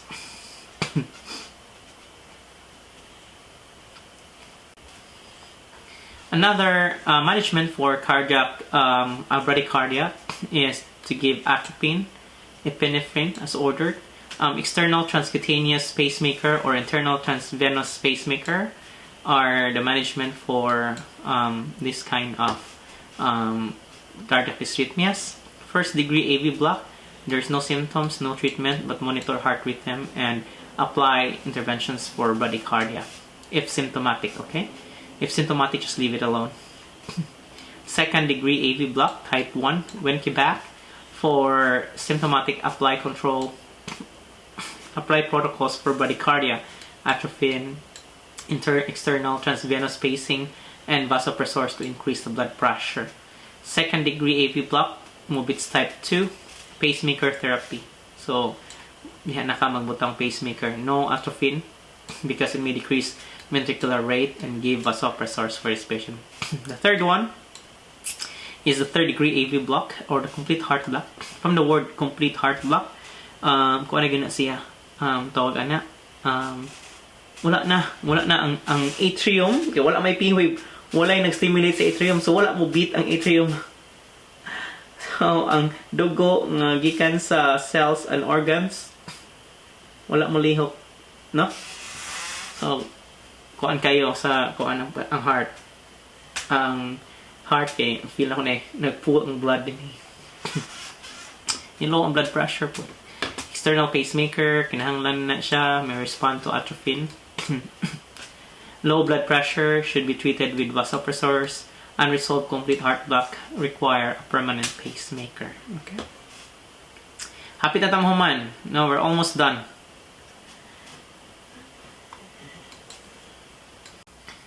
So, the last cardiac dysrhythmias that we'll be talking about is two. First is the torsade. Okay, they call it torsade depo. Developed after using any medications that prolong the QT interval. Sorry, so prolongs the QT interval. This one here, from here to here, prolong. So if it's prolonged, so bump, pump, and then this one.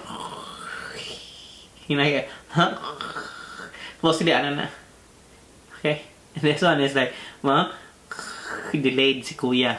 Okay, so torsade comes from the word from the French word meaning twisting of the joints. So you'll see here, where's the twisting of the joints? Right here, right here. There is twisting of the joints. You can see twisting of the joints. That's a torsade. So ventricular tachycardia. So this one, I assume this is not regular, right? So R to R called papil. Yeah, called papil. No, in order to determine regularity, called papil. So called papil. Okay, and then put a line in here. Put a line in here. Put a line in here. Human, kaning papila i-move. Yatan-awa ni kung kani ni fall ba in between. Kung wala sila mo fall, that is what we call irregular heart rhythm. Kani siya regular ko no. Okay, they fall, so regular. So in order to count the heartbeat, you need to perform a precise calculation. So itong precise calculation, number of small boxes. Okay, count the number 1,500 divided by the number of small boxes. That's how you calculate. According to them, it's 250 beats per minute for this one. Okay, so this is a ventricular tachycardia, and how do you know that it's torsade? Because there's a twisting of the joints. Okay, there are medications. So there are medications that causes prolongation of the QT interval. So you need to check. So normal QT interval is 400 to 440 millisecond. Okay, like medications like ondansetron, you have to be careful because ondansetron prolongs the QT interval. In our practice, we look at the QTC. No, so na QT, nasa QTC interval. So more than 450, we don't give ondansetron. More than 450 QTC, 450 seconds. Okay. Can be congenital abnormality of the heart, heart's electrical conduction system. So conduction system relates to the SA node and the AV node. According to HAF 2016, the name is derived from what I've said, French term meaning twisting of the joints, which describes a Cura's complex that changes polarity from negative to positive to negative as it twists around the isoelectric line. Remember the isoelectric line? Right. Yeah, this one here. Isoelectric line, okay? The isoelectric line, yung sundanan sa isoelectric line is this one, the PR segment. So, PR segment. It's very important, kaya ka makibaw kung nabay decrease elevated sa ST and elevated sa T wave. Okay? Treatment for patients with torsade is lifestyle modifications. Okay? beta blockers, or invasive implanted devices such as ICD or pacemakers. The goal of treatment for Torsades is to prevent severe symptoms or sudden death. According to Huff in 2016, the initial treatment should be immediate unsynchronized shock at 200 joules biphasic energy dose. So magnesium is the pharmacologic treatment of choice for TDP or VT. TDP is Torsades. Okay, Torsades de Poix. Magnesium acts as an antiarrhythmic and may terminate or prevent recurrent episodes of TDP. Side effects of magnesium is hypotension. So you have to, if I do magnesium administration, I put my patient on tele. Reduces neuromuscular tone and close monitoring of deep tendon reflexes. Inomdo mo sa DR, ilahang anaon ang tail, kaya naghatag sa magnesium sulfate. No? Potassium chloride is a first-line therapy for TDP. Potassium is essential for maintenance. Remember, the cell, the depolarization, repolarization. Remember, na siya potassium inside the cell, sodium outside the cell. Is an essential for maintenance of intracellular tonicity, contraction too, transmission of nerve impulse, contraction of cardiac, skeletal, and smooth muscles, and maintenance of normal renal function. Contraction of the heart, because the problem in Torsades de Poix is conduction problem. Last one is supraventricular tachycardia.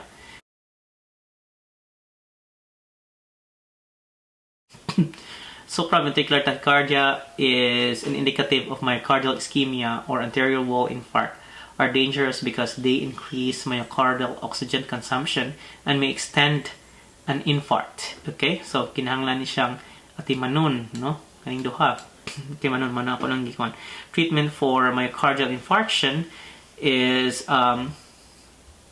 for hemodynamically unstable patients. So, kitong unstable, stable, mingon tag stable kung unsa ganito, ato nang iskutan, mingon kag unstable kung, no?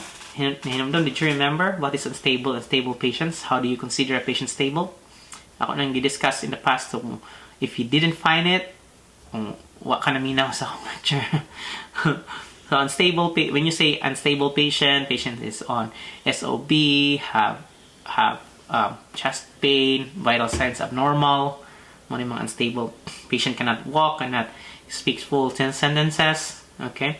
Therapy may include pharmacologic agents such as adenosine, verapamil, and procainamide.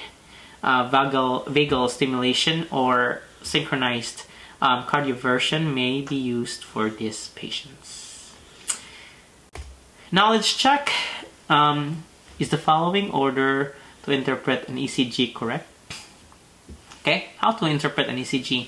Number 1, determine regularity. Number 2, calculate heart rate. Number 3, identify P waves. Number 4, measure PR interval. Number 5, measure QRS complex. So, this is a systematic approach to interpreting ECG. Is this true? Yes, no, maybe, undecided. This is question number 10. And I think this is a very, very long discussion. Very long discussion. It took me the entire day to record this discussion. And even if it's not, it's brief. It is not, what they call this, it is brief, it is not complete. But still we need hours to do it. So I give you another 2 hours to do your activities for this week and relax as well. And next week we'll start to discuss another topic. It will be Unit 5. So in my discussions, I only have until what? A couple or 3 units.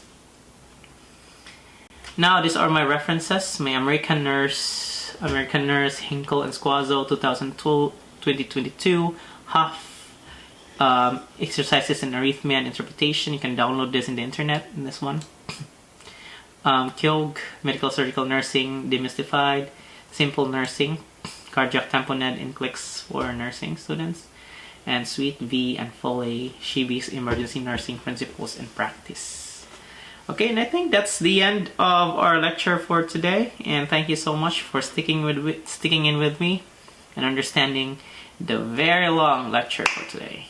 Have a wonderful day and finish all your activities, and don't forget to transfer your knowledge transfers in the stream. Okay, thank you and have a wonderful day.